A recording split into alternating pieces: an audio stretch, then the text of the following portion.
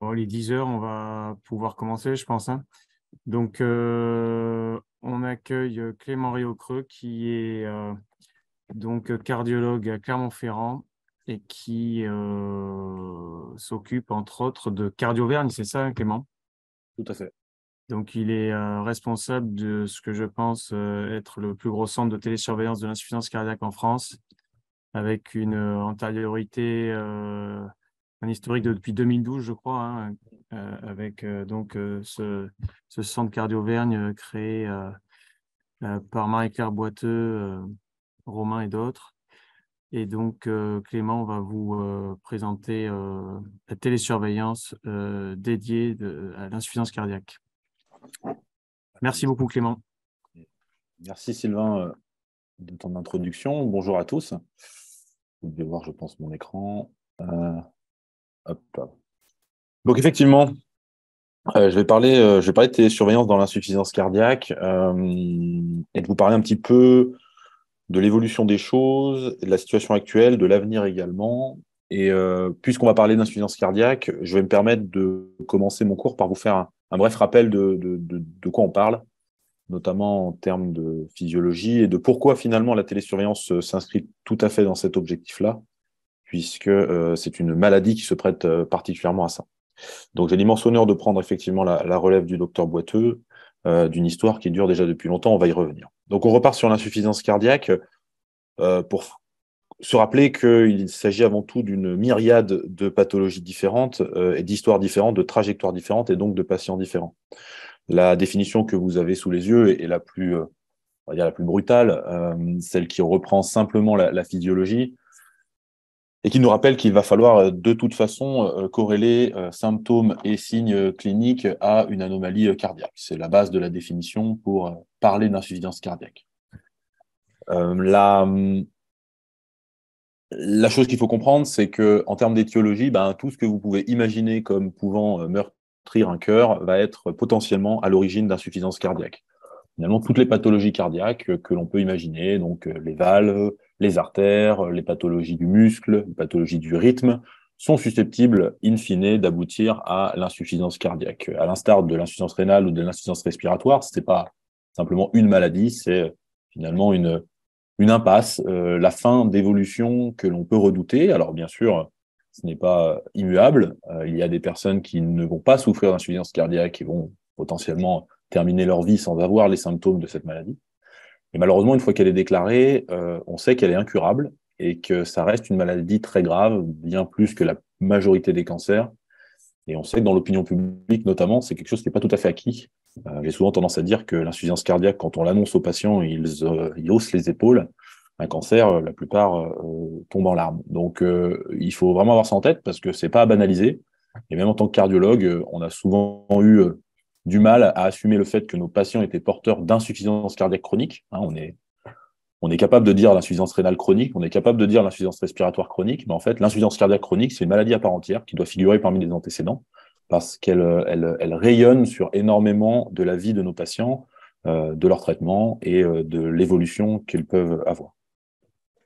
Alors, c'est plus qu'une épidémie, maintenant, on ne sait plus trop comment la qualifier. Hein. On estime qu'il y a 1 à 2% de la population en Europe, ce qui fait en France 1 500 000 patients au moins, puisque ça, c'est que les patients qu'on a déclarés réellement. Il y a tous ceux qui passent entre les mailles du filet. Et on augmente d'au moins 100 000, 120 000 par an, si ce n'est plus. On sait que ça va augmenter encore plus, puisque là aussi, l'ensemble des maladies cardiovasculaires du fait du vieillissement de la population, c'est une bonne chose, une meilleure survie des patients coronariens.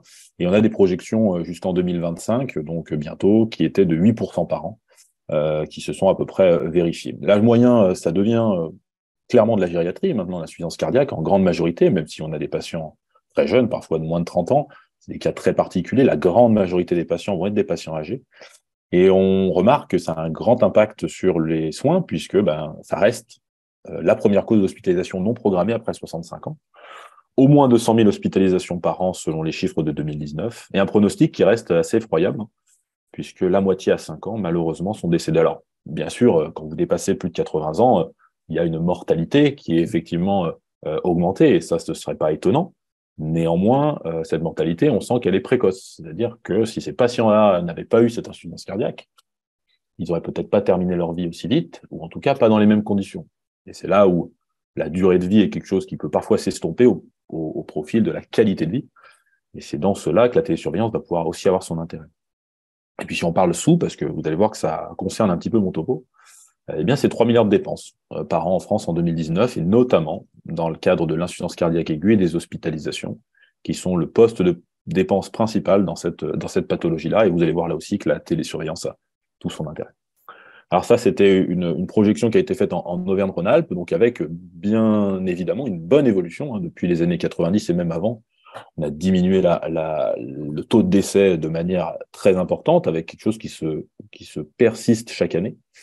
Donc ça va continuer à diminuer. Probablement qu'on arrivera à une sorte de plateau, mais montrer que l'évolution des thérapies a fait que cette maladie, qui était encore plus effroyable il y a quelques décennies, devient maintenant une maladie chronique sur laquelle les patients vont vivre 10, 20, parfois 30 ans, si les choses sont bien faites. Et une deuxième courbe qui marque aussi les choses de manière très simple, au-dessus de 65 ans, eh bien c'est là où finalement le taux de décès augmente le plus. Alors bien sûr, les patients plus âgés qui sont à même de décéder d'autres choses, et de vieillesse notamment. Mais vous voyez que c'est là-dessus que l'effort va se contenir, puisque c'est ces patients-là qui, bien sûr, avant de décéder, vont passer à l'hôpital une fois, deux fois, trois fois pour des compensations, on va y revenir.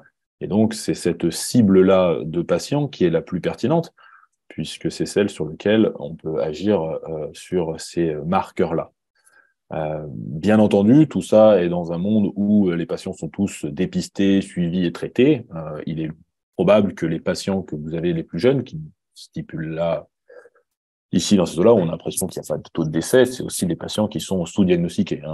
Il y a peu de gens qui font un dépistage, notamment de l'insuffisance cardiaque, avant 40 ans. Alors, je vais me permettre de parler aussi de nosologie, parce que vous allez en entendre parler sous différents termes de l'insuffisance cardiaque. La première, c'est la FEVG. Donc, la FEVG, c'est l'acronyme de fraction d'éjection du ventricule gauche. C'est une mesure que l'on fait majoritairement en échographie, mais qu'on peut faire aussi en cathétérisme ou en IRM, et qui va nous relater un index et un des index de contractilité, donc de fonction pompe de ventricule gauche. Et par extension, quand on définit le ventricule gauche, finalement, c'est un raccourci. Le cœur, bien sûr, vous avez 4 cavités, mais majoritairement, on trace finalement et l'ensemble des cardiopathies surtout sur le ventricule gauche, que c'est lui qui est responsable du débit systémique.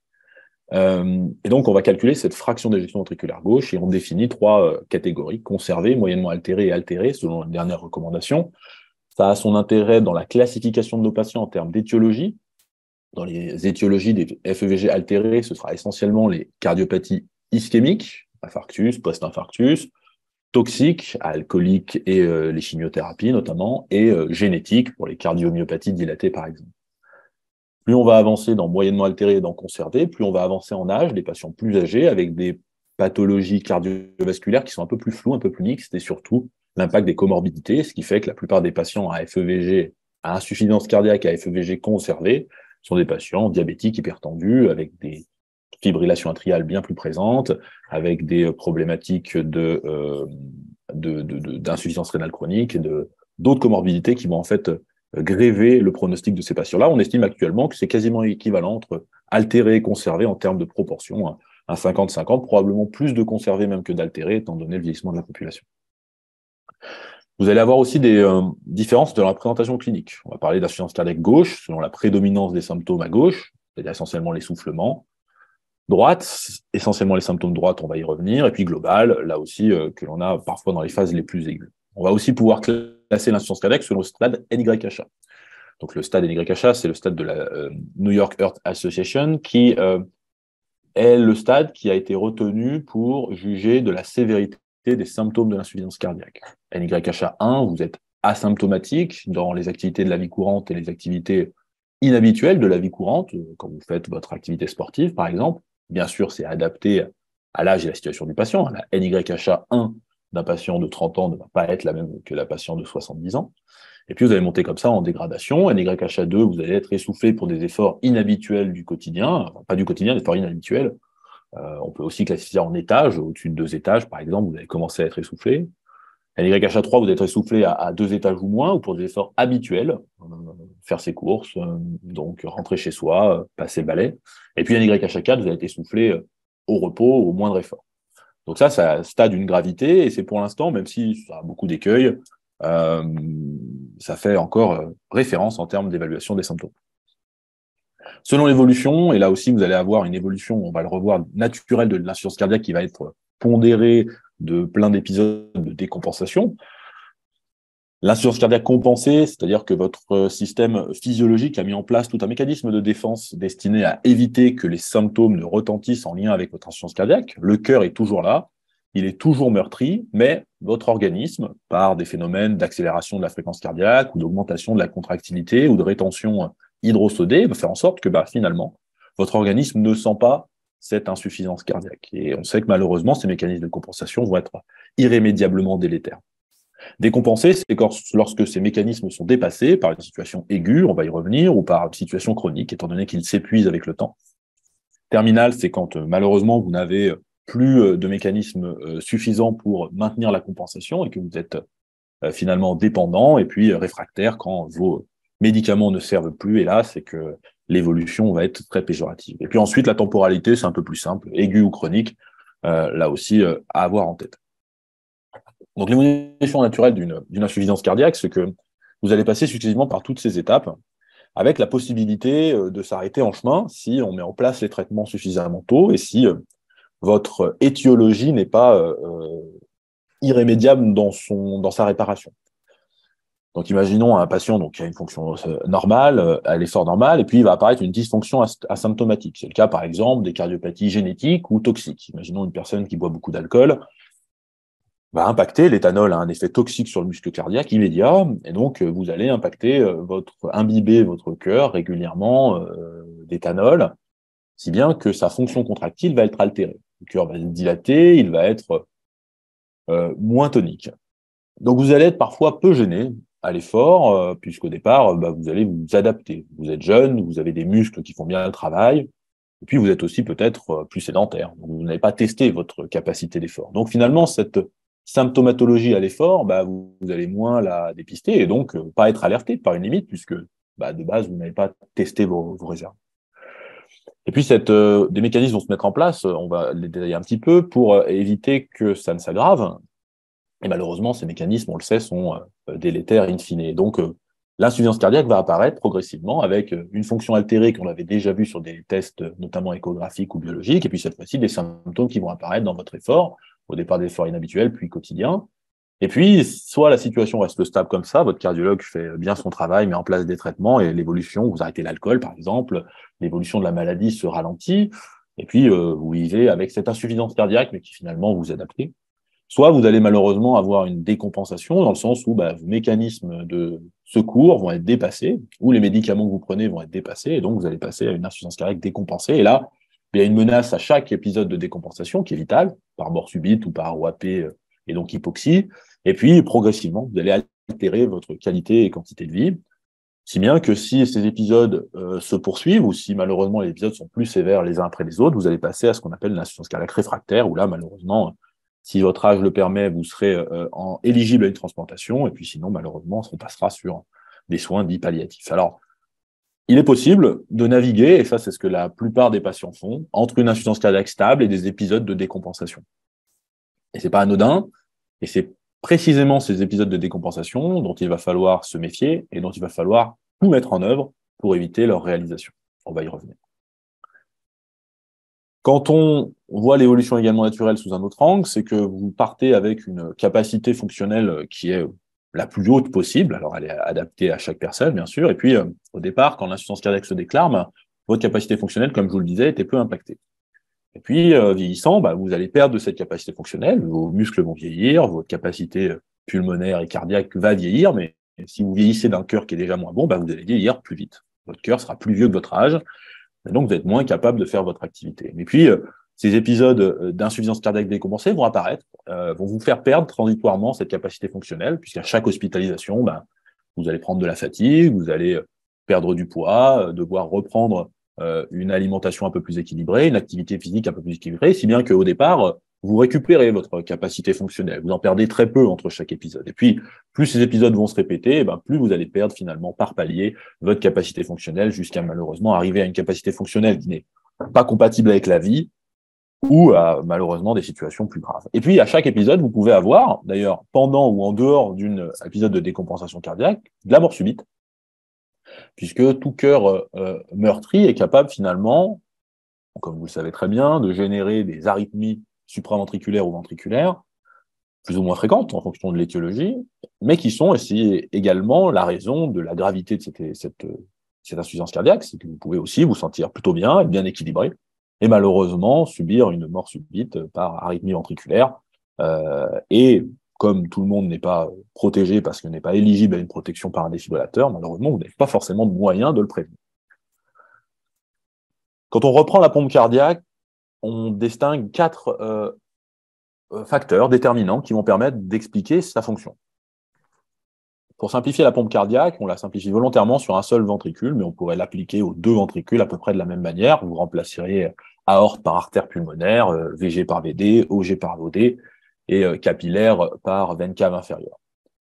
Pour qu'une pompe fonctionne, il faut la remplir. On appelle ça la précharge. C'est-à-dire lui amener suffisamment de liquide pour qu'à l'intérieur de sa cavité se remplisse suffisamment. Dans le cadre du cœur, plus vous remplissez une cavité cardiaque, plus vos cellules vont s'étendre pour ensuite se contracter plus fort. Finalement, elles répondent à cet étirement. De la même façon que vous voulez sauter tout seul, vous allez d'abord fléchir les genoux pour gagner en extension. Là, c'est un petit peu le même principe. Enfin, en post-charge, vous allez avoir la résistance à la pompe. La contractilité, ce serait la contraction de la pompe, c'est la puissance que vous mettez dans votre pompe, et puis la fréquence cardiaque, la vitesse du moteur.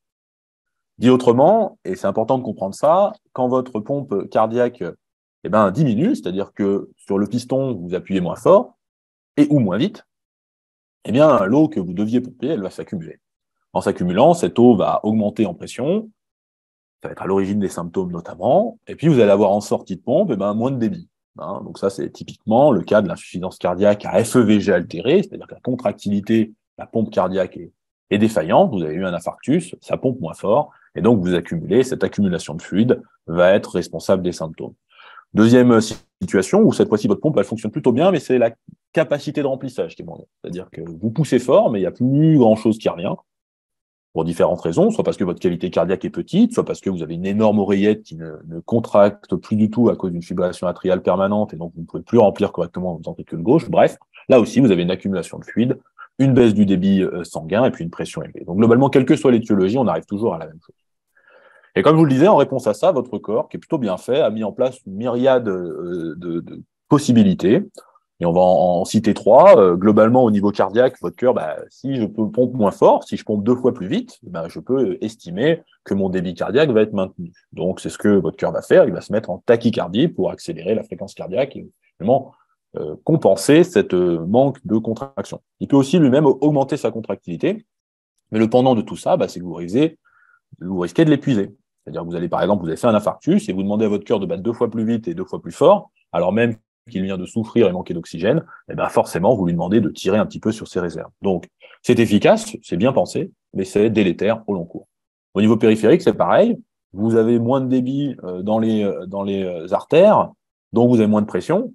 Donc, une solution pour augmenter la pression dans un tuyau, c'est de le resserrer. Donc ça, c'est le mécanisme sympathique, notamment, qui va se mettre en situation. Il va dire, moi, je veux qu'on resserre notamment les vaisseaux rénaux pour gagner une pression au niveau des reins suffisante à une bonne émission d'urine, où je vais augmenter la pression artérielle périphérique pour garder une pression dans les organes nobles. Donc c'est bien, sauf que augmenter la pression, c'est augmenter la résistance à l'écoulement du sang et donc augmenter le travail cardiaque qui n'a peut-être pas envie de ça. Donc là aussi, efficace au départ, délétère au long cours. Et puis au niveau neuro-hormonal, c'est un peu plus complexe. C'est le système rénine-angiotensine-aldostérone qui va dire, si j'ai moins de pression dans mes tuyaux, c'est peut-être que j'ai moins d'eau. Et donc, je vais demander à mon rein de ne plus filtrer autant d'eau et de garder finalement de l'eau et du sel pour garder une pression dans les tuyaux. Sauf que cette eau et ce sel ne vont pas rester dans les tuyaux. Par hyperpression, comme on l'a vu sur le schéma précédent, va sortir du secteur vasculaire pour le secteur interstitiel et va être à l'origine des symptômes à la fois de dyspnée et d'œdème. Donc, bien pensé, mais là aussi, on est souvent dépassé. Donc, la présentation clinique, elle est relativement simple. Si votre pompe, et notamment le ventricule gauche, ne fonctionne plus, j'ai fait un infarctus du ventricule gauche, je ne vais plus pouvoir vidanger ma cavité correctement, et donc, de proche en proche, mes pressions vont augmenter. D'abord au niveau pulmonaire, et à cet endroit-là, vous allez avoir une hyperpression dans les capillaires, ce qui fait que l'eau contenue dans le sang va suinter à travers les capillaires dans les alvéoles pulmonaires. Vous allez être essoufflé puisqu'il y a moins d'échanges gazeux entre la membrane alvéolo-capillaire. Et cette pression va se retentir sur les cavités droites, qui vont retentir sur la veine cave. Et là aussi, la veine cave va être gorgée de sang. Ce sang va stagner à cet endroit-là, monter en pression, et cette pression va faire suinter l'eau à travers les capillaires, les veines, et donc va se disposer dans le tissu interstitiel, notamment en fonction de la gravité, au niveau des jambes, au niveau des lombes, et c'est ce qui va vous donner les œdèmes des jambes. Et puis, de l'autre côté, comme vous poussez moins fort, vous envoyez moins de débit notamment dans les muscles, dans les reins, et donc ça va être à l'origine de l'incapacité musculaire à faire un effort, la fatigue, et les complications des autres organes, comme l'insuffisance rénale ou l'insuffisance hépatique. Donc, finalement, vous avez compris que c'est pas pour rien qu'on l'appelle le cœur du problème. Voilà des signes, par exemple, d'examen clinique pour ceux qui n'en auraient pas vu. Donc là, vous avez ici un monsieur qui a une turgescence jugulaire, hein, le fait que la pression dans les veines, la veine cave inférieure retentit aussi dans la veine cave supérieure et monte au niveau des jugulaires. C'est une situation assez typique. Là, vous avez 3 autres situations de patients qui, hélas, sont des situations suffisamment avancées. Hein. Vous avez une veine cave ici, hein, qui est bien différente de la carotide, c'est souple, hein, c'est bien dilaté. Et donc là, c'est même pulsatile. Vous voyez sur ces 3 patients, vous avez une pulsatilité de la veine jugulaire. Donc ça veut dire qu'il y a un retentissement très sévère sur les cavités droites. C'est des situations terminales et comme vous le voyez, les masques à haute concentration témoignent du pire. Les œdèmes des membres inférieurs, donc classiquement, c'est des choses que l'on dit mou, c'est-à-dire que vous allez avoir une personne qui a un godet, on appuie sur la peau et le doigt reste. Donc ce godet, c'est signe que l'eau est dans le tissu interstitiel, et c'est plutôt le signe d'un œdème jeune. La plupart des patients, hélas, après un certain temps, et notamment parce qu'ils ont d'autres comorbidités, leurs œdèmes ne prennent plus le godet. On dit classiquement qu'ils sont blancs, qu'ils sont indolores, alors que chez les personnes les plus âgées, ils deviennent un peu plus rosés, inflammatoires, puisque ça fait longtemps que la pression est augmentée à cet endroit-là. Ils sont souvent douloureux, et c'est parfois pas facile de retrouver des signes aussi typiques que celui que vous voyez sur l'image, puisque l'évolution naturelle des choses fait que vos jambes vont devenir sclérosées, vous allez avoir de l'inflammation locale étant donné la stagnation du sang veineux, et je vous rappelle que le sang veineux, ce sont des déchets. Si vous mettez des déchets trop longtemps, c'est comme laisser une poubelle dans l'allée, à un moment donné, ça pue. Voilà, c'est un peu pareil, c'est-à-dire que si vous mettez de la veine avec du sang, on va dire, plein de déchets dans un endroit, ça va s'inflammer, votre organisme va vouloir le rejeter, et donc va développer tout un tas de réactions, notamment dermiques. C'est l'hypodermique de stase, c'est la jambe sclérosée, c'est pourquoi pas des ulcères, puisque cette hyperpression est chronique. Donc, classiquement, on dit que c'est mou, indolore, blanc et que ça prend le godet, mais vous avez peut-être constaté que c'est pas toujours le cas, et je pense qu'après 75 ans notamment, c'est rarement le cas. On peut citer aussi tous les facteurs qui vont donc expliquer que d'une situation où, comme je vous l'avais dit, l'organisme met en place des méthodes de compensation, on peut décompenser. Ça, c'est important de les avoir en tête. Globalement, tout peut faire décompenser. Vous avez ici une liste des choses les plus classiques que l'on peut rencontrer avec des erreurs qui sont du patient, parfois par mauvaise compréhension de l'intérêt du traitement ou par choix, des erreurs qui sont peut-être du côté des praticiens de santé, gestion du traitement. Si on ne sait pas que le patient est insuffisant cardiaque, eh bien, on va mettre un traitement potentiellement délétère, ou on va arrêter un traitement potentiellement bénéfique, pensant lui attribuer des méfaits qu'il n'a pas. C'est le cas notamment des diurétiques, c'est le cas notamment des anti-inflammatoires non stéroïdiens, ou de certains médicaments à forte teneur salée. Je vous rappelle notamment que toutes les prises de médicaments effervescents, c'est très salé. C'est presque un demi-gramme de sel, notamment pour le paracétamol. Donc, c'est des choses qu'on doit dire aux patients. Et si vous boulotez 4 paracétamol par jour pendant une semaine parce que vous avez une lombalgie et que c'est des effervescents parce que vous pensez que c'est plus efficace, eh bien, vous pouvez rapidement augmenter votre stock sodé et provoquer une décompensation. C'est le cas notamment aussi de tout ce qui se passe autour des fêtes de fin d'année. On a classiquement l'OAP du 1er janvier lié à un régime trop riche en sel lié aux fêtes, notamment. À noter que ce ne sont pas les huîtres qui font décompenser, mais l'eau contenue dans les huîtres, puisque l'huître en elle-même n'est pas très salée, c'est par contre l'eau de cuisson qui est souvent très salée. Les arythmies, les états de stress que vous pouvez prévoir ou pas, les infections, mais aussi une chirurgie. Vous avez prévu de faire une chirurgie de cataracte à un patient qui est insuffisant cardiaque mais qui l'ignore. Il est compensé jusqu'à présent, et puis une dose d'anesthésiant, par exemple, est trop importante, le stress provoqué par la chirurgie, et vous pouvez provoquer une décompensation à ce titre-là. Et puis, bien sûr, toutes les pathologies que vous pouvez imaginer, cardiaques ou pulmonaires surajoutées. Si vous refaites un infarctus sur sur un cœur qui a déjà fait un infarctus, ben forcément, ça va le faire décompenser. Si vous attrapez la grippe ou le Covid, également, puisque vous allez demander un travail à votre cœur qu'il pourrait fournir s'il était irréprochable. Et encore, quand vous avez 85 ans, est-ce que le cœur est capable de fournir toujours un effort suffisant pour lutter contre une grippe, contre un Covid? Ben, on le voit que non. Hein. Même la fragilité du cœur vieillissant, c'est celle-là. Un cœur vieillissant est un cœur qui peut-être devient un peu insuffisant au regard de ce qu'on lui demande. Et à 85 ans, si vous demandez à quelqu'un de faire un marathon, il ne sera pas capable de le fournir parce que le cœur n'est pas capable de fournir cet effort-là, notamment par la fréquence cardiaque. Donc, si vous vous ajoutez un stress inhabituel à une personne qui a un cœur incapable de répondre à ce stress, eh ben, vous le mettez en situation de décompensation. Hein. C'est ce qui explique peut-être qu'une personne de 90 ans, si vous lui perfusez 3 poches de sang d'un coup, eh ben, elle n'aura peut-être pas d'insuffisance cardiaque, mais elle va être en difficulté de compenser d'un coup 1,5 litre de sang en plus dans son cœur qui est moins compétent pour lutter contre. D'accord?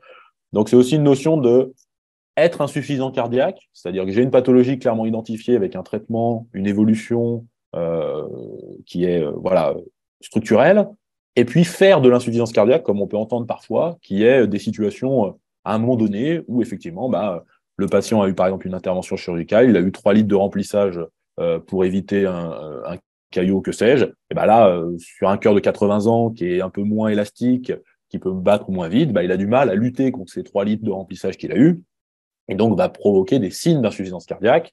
Est-ce que le patient est insuffisant cardiaque ou pas? Ça, c'est un petit peu la difficulté après un certain âge. D'accord? Donc, c'est pas rare de voir que les gens ont fait de l'insuffisance cardiaque, mais le diagnostic posé in fine est malheureusement trop rarement fait.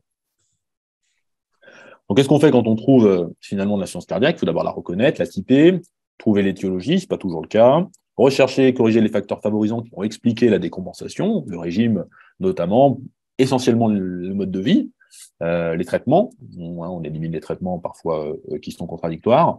On évalue la sévérité en fonction des différentes classes dont je vous ai parlé, bien sûr de l'âge, bien sûr de l'évolutivité prévisible de la cardiopathie. On met en œuvre les traitements et puis surtout,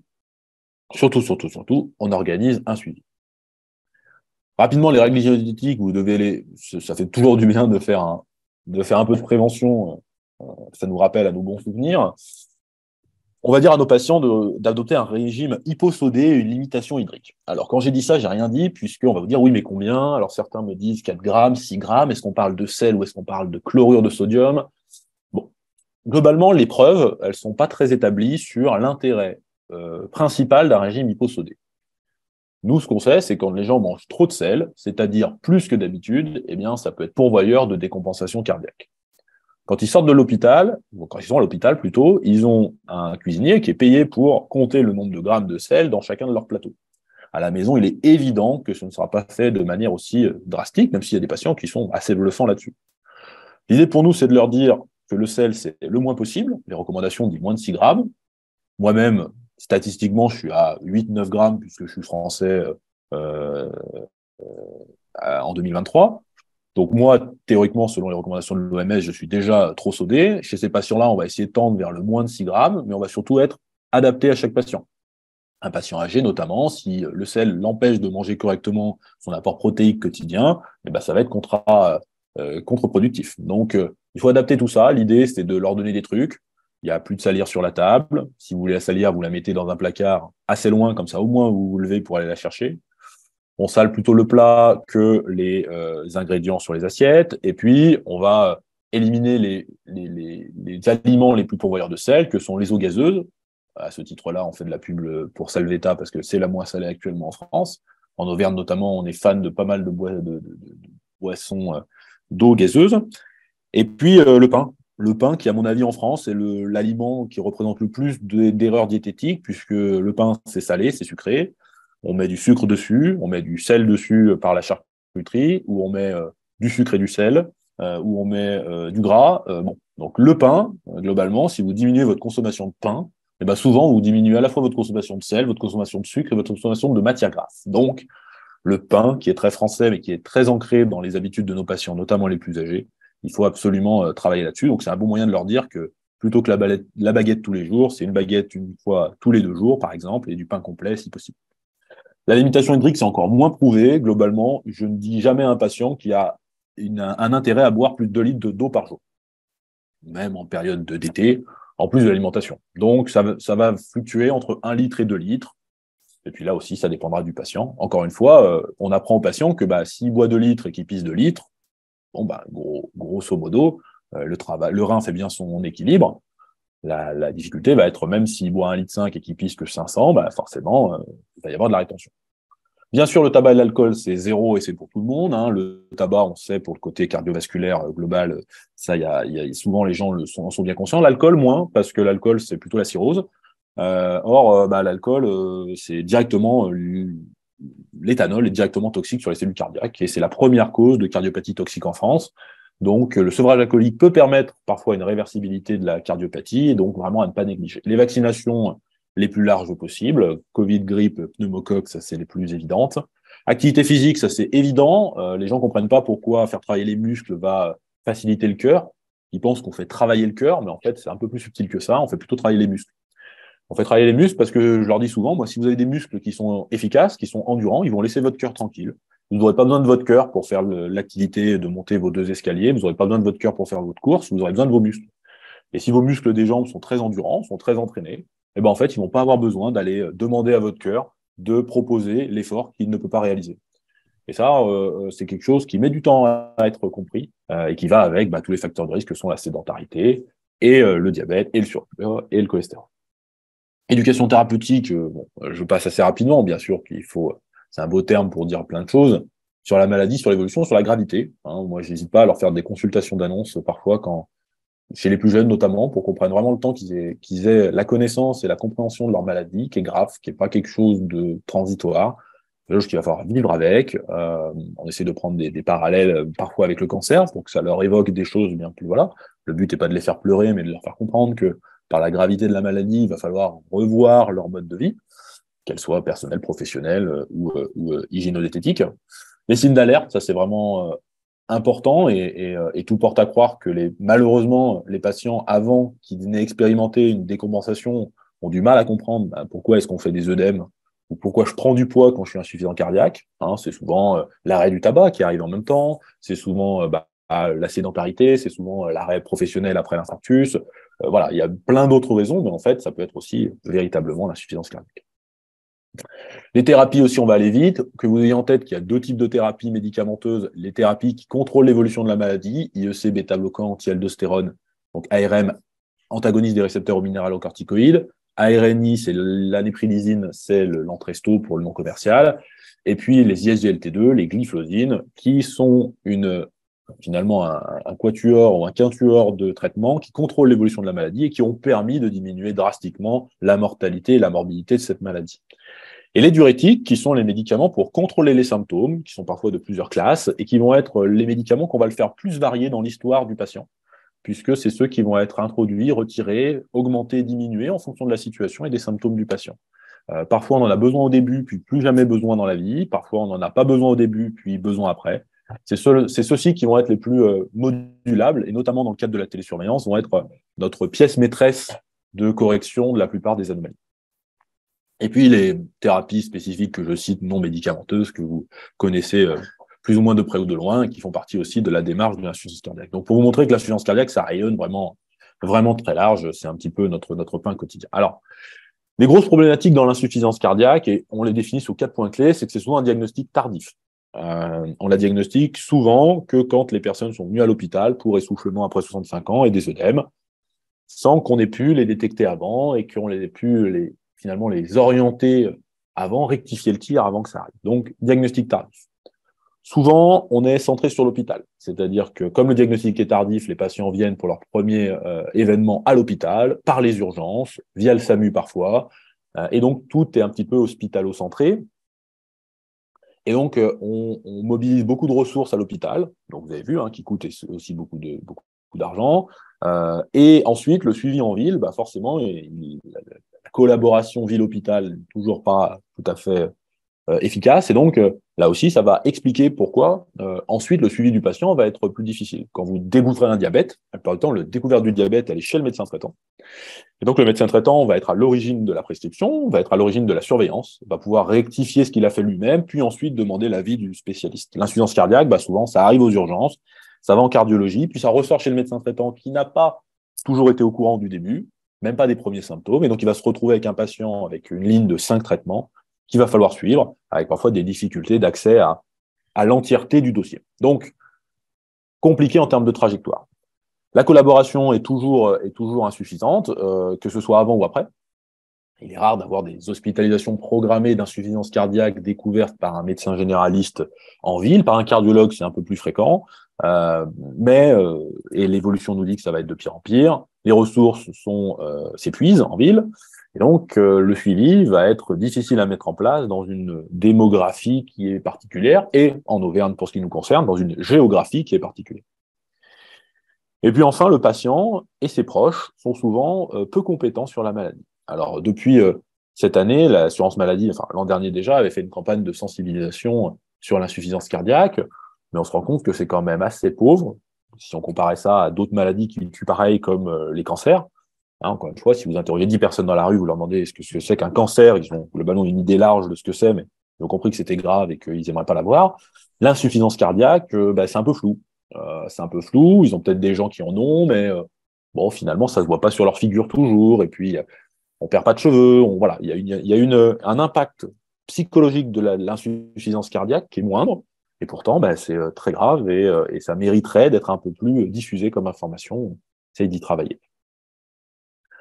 Alors, j'empruntais un de mes confrères, parce que ça représentait bien, finalement, la cacophonie qu'il pouvait y avoir entre tous les acteurs de soins qui pouvaient prendre en charge un patient à insuffisance cardiaque, comme je vous dis, qui passe souvent au départ par un parcours intra-hospitalier, puis qui va virer vers le parcours ambulatoire dans l'insuffisance cardiaque chronique, avec une phase de transition qui passe parfois par la réadaptation et l'hôpital de jour, une partie qui part sur des sous-spécialités de l'insuffisance cardiaque que sont la rythmologie, dans les premiers mois pour discuter notamment de l'implantation d'un défibrillateur, et un mode d'adressage qui, malheureusement, est trop souvent par les urgences. On a aussi des services intra-hospitaliers qui sont parfois différents, étant donné que la cardiologie n'est pas extensive et que, en plus de l'activité programmée riche qu'on peut avoir en cardiologie, les services autres vont être pris en charge, vont être concernés par l'insuffisance cardiaque en fonction de la disponibilité et du profil des patients. Ce qui fait qu'il va y avoir plusieurs voies de communication, et avant de synthétiser tout ça, c'est pas évident. On a des chiffres assez éloquents, on a la moitié des patients qui, 15 jours avant l'hospitalisation, avaient déjà des symptômes. Quand on les interrogeait, souvent ils viennent nous dire ça fait plusieurs semaines quand même que c'est dur. Et là, hop, on se rend compte qu'il n'y en a que 40% qui ont consulté un médecin avant d'être hospitalisés.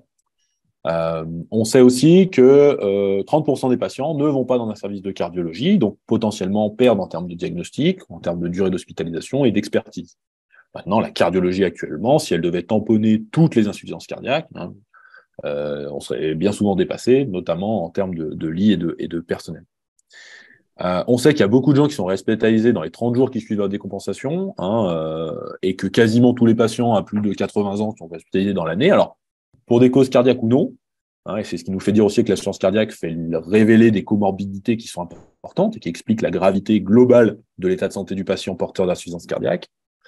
On sait aussi qu'on n'a pas à flamber en termes d'éducation thérapeutique, puisque selon une étude de 2021 et qui a été publiée dans le livre blanc de l'insuffisance cardiaque, on a 36 patients quand même 36% qui ne savent pas qu'ils ont fait une insuffisance cardiaque et que ça s'appelle insuffisance cardiaque, ce qu'ils viennent de faire.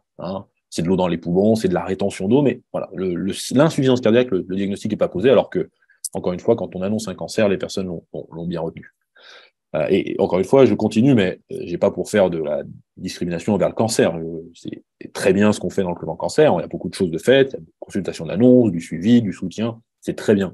Simplement, il faut que l'on prenne part de ça aussi, puisque notre pathologie est aussi fréquente, voire va devenir plus, aussi grave, voire plus, et très pourvoyeuse de soins. Donc, ce qui a été très bien fait dans les plans cancer devrait être fait dans les plans d'insuffisance cardiaque, si on devait, en toute logique, considérer les choses sur un même pied d'égalité.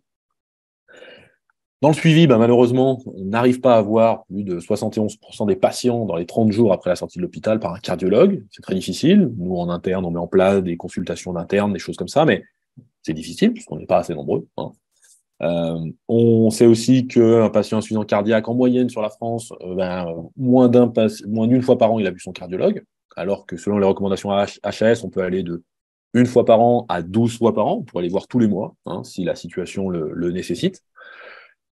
Et puis ensuite, en termes de traitement, on n'est pas efficace non plus, hein. Donc, je dresse un portrait un peu noir de ça, mais surtout toutes les voies d'amélioration possibles. Tu manges pas maintenant?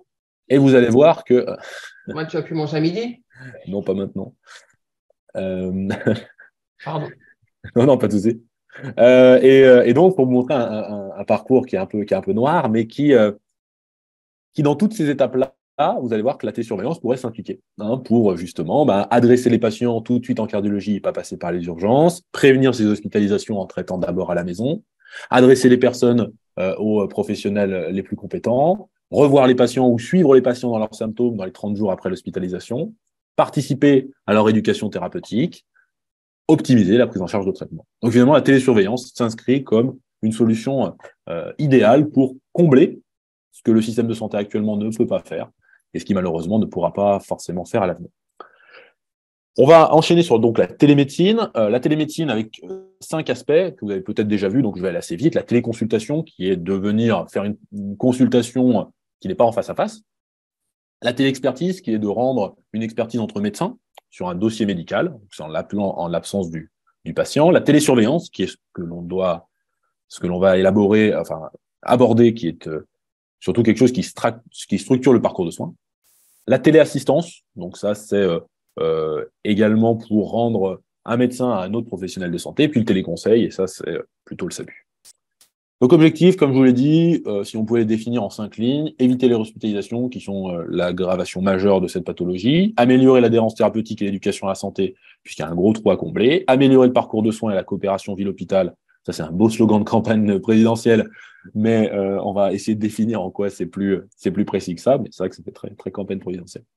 Lutter contre l'inertie thérapeutique, effectivement, peu de patients ont tous les traitements, alors que maintenant ils ont bien fait leur preuve de leur efficacité, donc si on traitait bien ces traitements, ces patients, dès le départ, ils feraient moins de décompensation. Donc là aussi, on retombe sur nos pieds. Et puis, tamponner, malheureusement, un peu la démographie médicale. Il est évident que s'il y avait un cardiologue derrière chaque patient, on n'aurait pas besoin de télésurveillance, puisque les patients pourraient consulter quand ils le souhaitent, voir le cardiologue quand ils le souhaitent, être hospitalisés là où ils le pourraient. Bon, donc ce n'est pas possible, ça ne sera jamais possible, et ça va être, à mon sens, de pire en pire. Donc, on n'a pas le choix que de développer des solutions qui nous permettent à la fois de voir tous ces objectifs et de combler le manque de bras et de jambes. Alors, le programme étape qui a été expérimenté, il y a donc qui est un programme d'expérimentation depuis 5 ans, est une chose très simple, et ça concernait 5 pathologies chroniques, dont l'insuffisance cardiaque. C'était d'associer un dispositif médical numérique qui permettait de recueillir des données à un accompagnement thérapeutique. Le recueil de ces données permettait d'élaborer des alertes qui nous donnaient ensuite une conduite à tenir.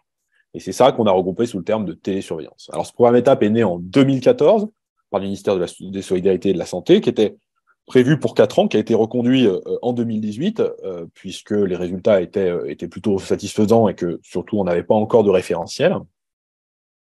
Fin 2021, la fin du programme étape a été prononcée, mais on a eu finalement une extension à nouveau, puisque l'élaboration à ce moment-là du référentiel de 2022 a été fait, celui que vous avez en bas à droite, on va revenir grandement là-dessus.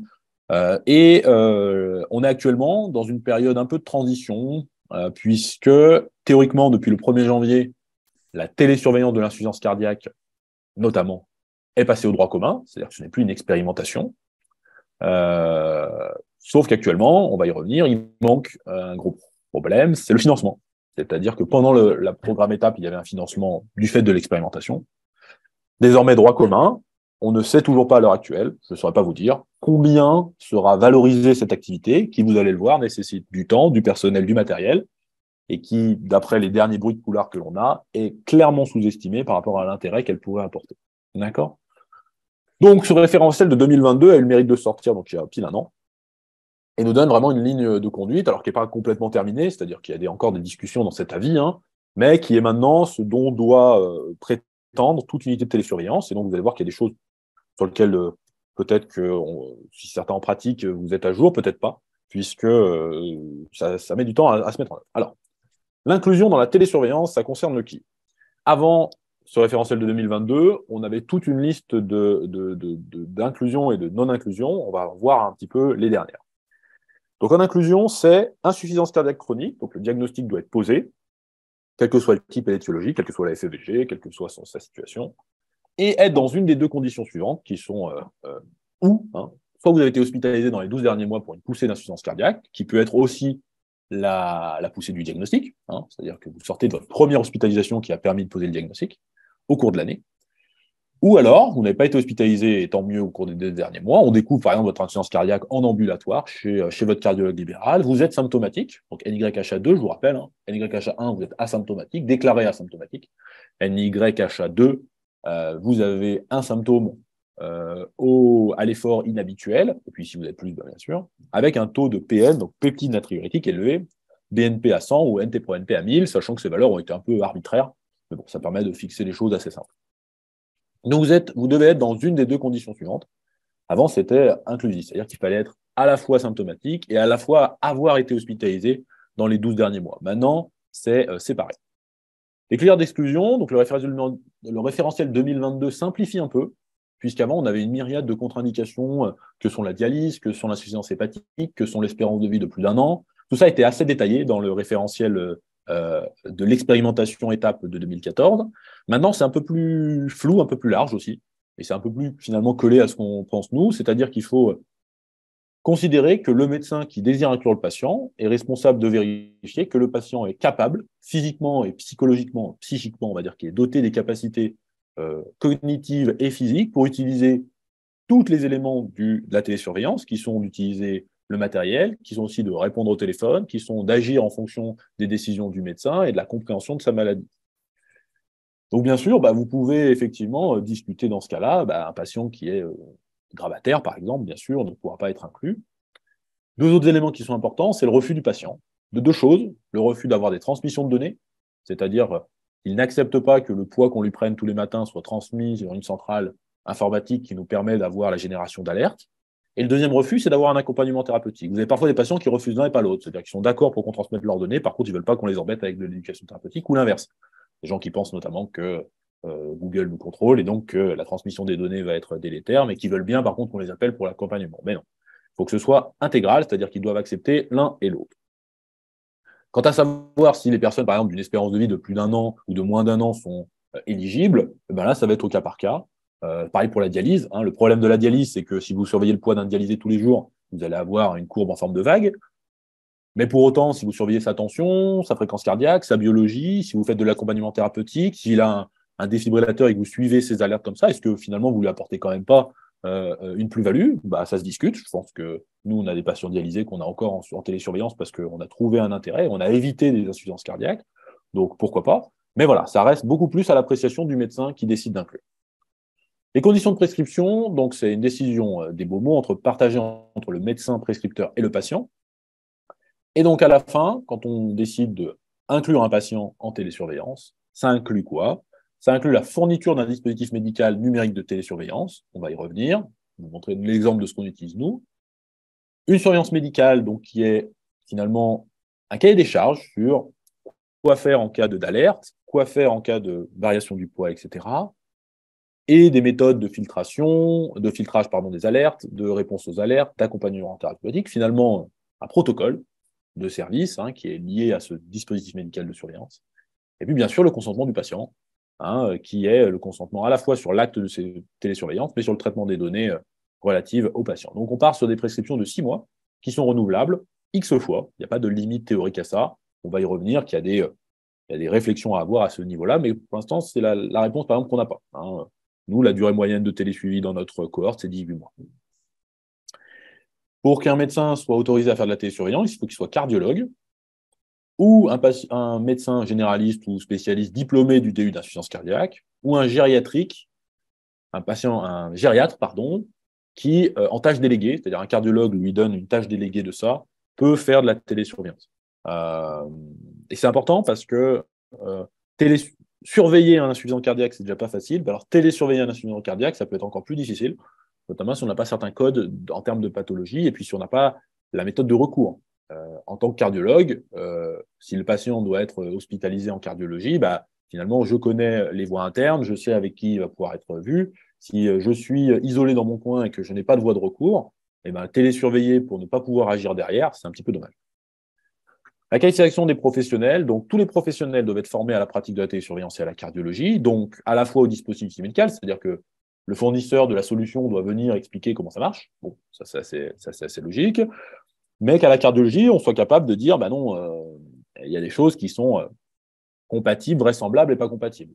Imaginons un patient qui vous fait relever sa tension et qui est à 43/22, vous l'appelez et vous dit tout va bien. Bon, là, si vous n'avez aucune connaissance de la cardiologie, on pourrait se dire la tension est très basse, il se passe quelque chose, il faut absolument faire quelque chose. Et puis non, première des solutions, il faut reprendre la tension. Probablement que c'est une fausse tension.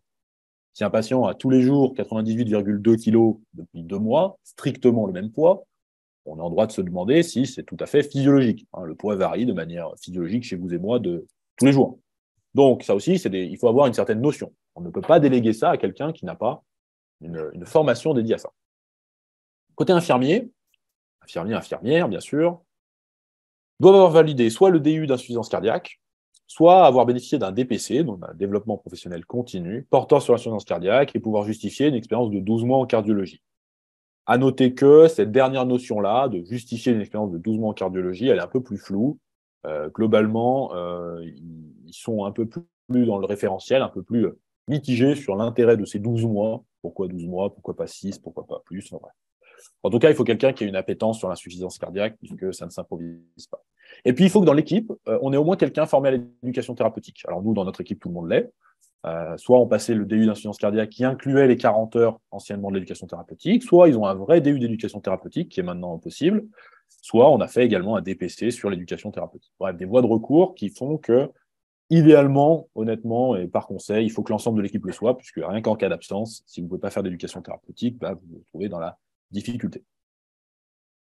Parler des aspects financiers, c'est important que vous compreniez un peu la situation.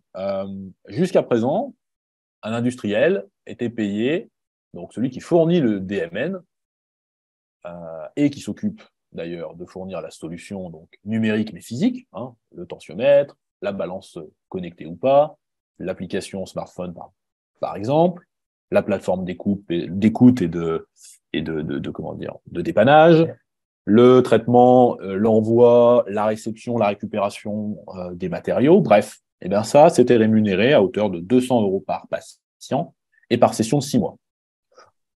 C'est peu, c'est beaucoup, ça me paraît peu, mais soit, c'était ce qui était prévu dans l'expérimentation étape. Côté équipe de télésuivi, équipe médicale et paramédicale, le forfait était de 170 €, incluant 110 € sur la télésurveillance en elle-même et 60 € sur les séances d'accompagnement thérapeutique, à raison de 3 séances d'accompagnement thérapeutique par 6 mois.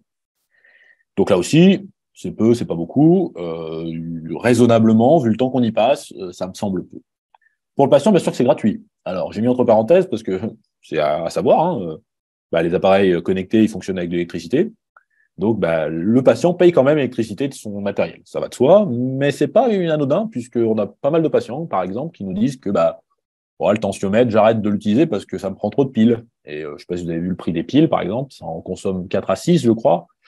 Ça peut vite faire un budget chez des patients dont on sait que statistiquement, ils sont plus défavorisés socialement, puisque ces pathologies, malheureusement, sont souvent assez injustes. Donc, c'est à prendre en compte.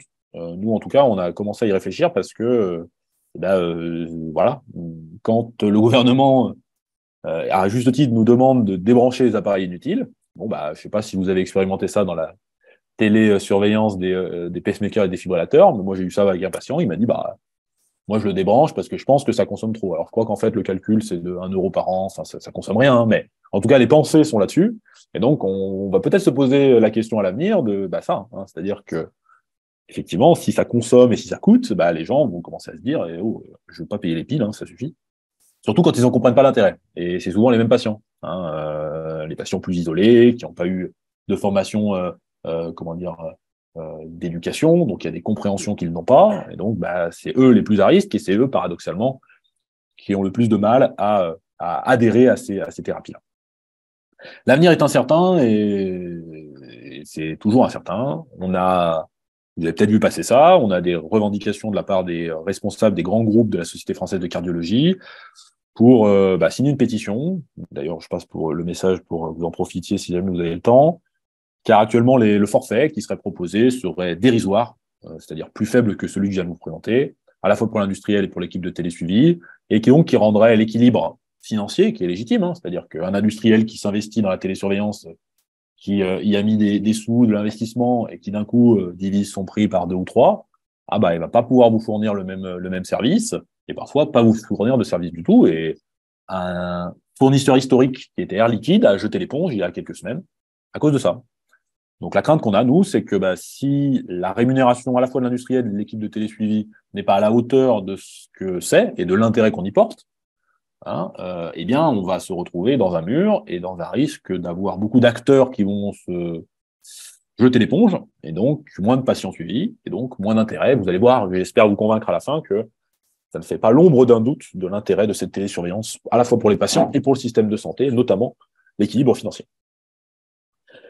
Les données minimales techniques que doit posséder le DMN, il doit pouvoir, ça c'est dans le cahier des charges, recueillir et transmettre au minimum le poids quotidien. Alors le poids du patient, quotidien, c'est si le patient se pèse tous les jours, mais en tout cas, il doit être capable de pouvoir tous les jours rentrer un poids. Les symptômes et les signes cliniques sous forme de questionnaire, que le patient remplit ou que son aidant peut remplir, et puis l'impact sur la qualité de vie sous forme également d'un questionnaire. Ça, c'est les 3 choses à transmettre au minimum. Et ça, par exemple, l'impact sur la qualité de vie, pour l'instant, tous les industriels n'ont pas eu le temps de se mettre à jour là-dessus. Ils ne sont pas sommés de le faire immédiatement, mais voilà. Ça aussi, ça fait partie des évolutions à faire. Les fonctions d'alerte qui sont obligatoires, c'est qu'on doit pouvoir recevoir une alerte si on a, d'après l'algorithme de la plateforme que l'on utilise, une suspicion de décompensation cardiaque.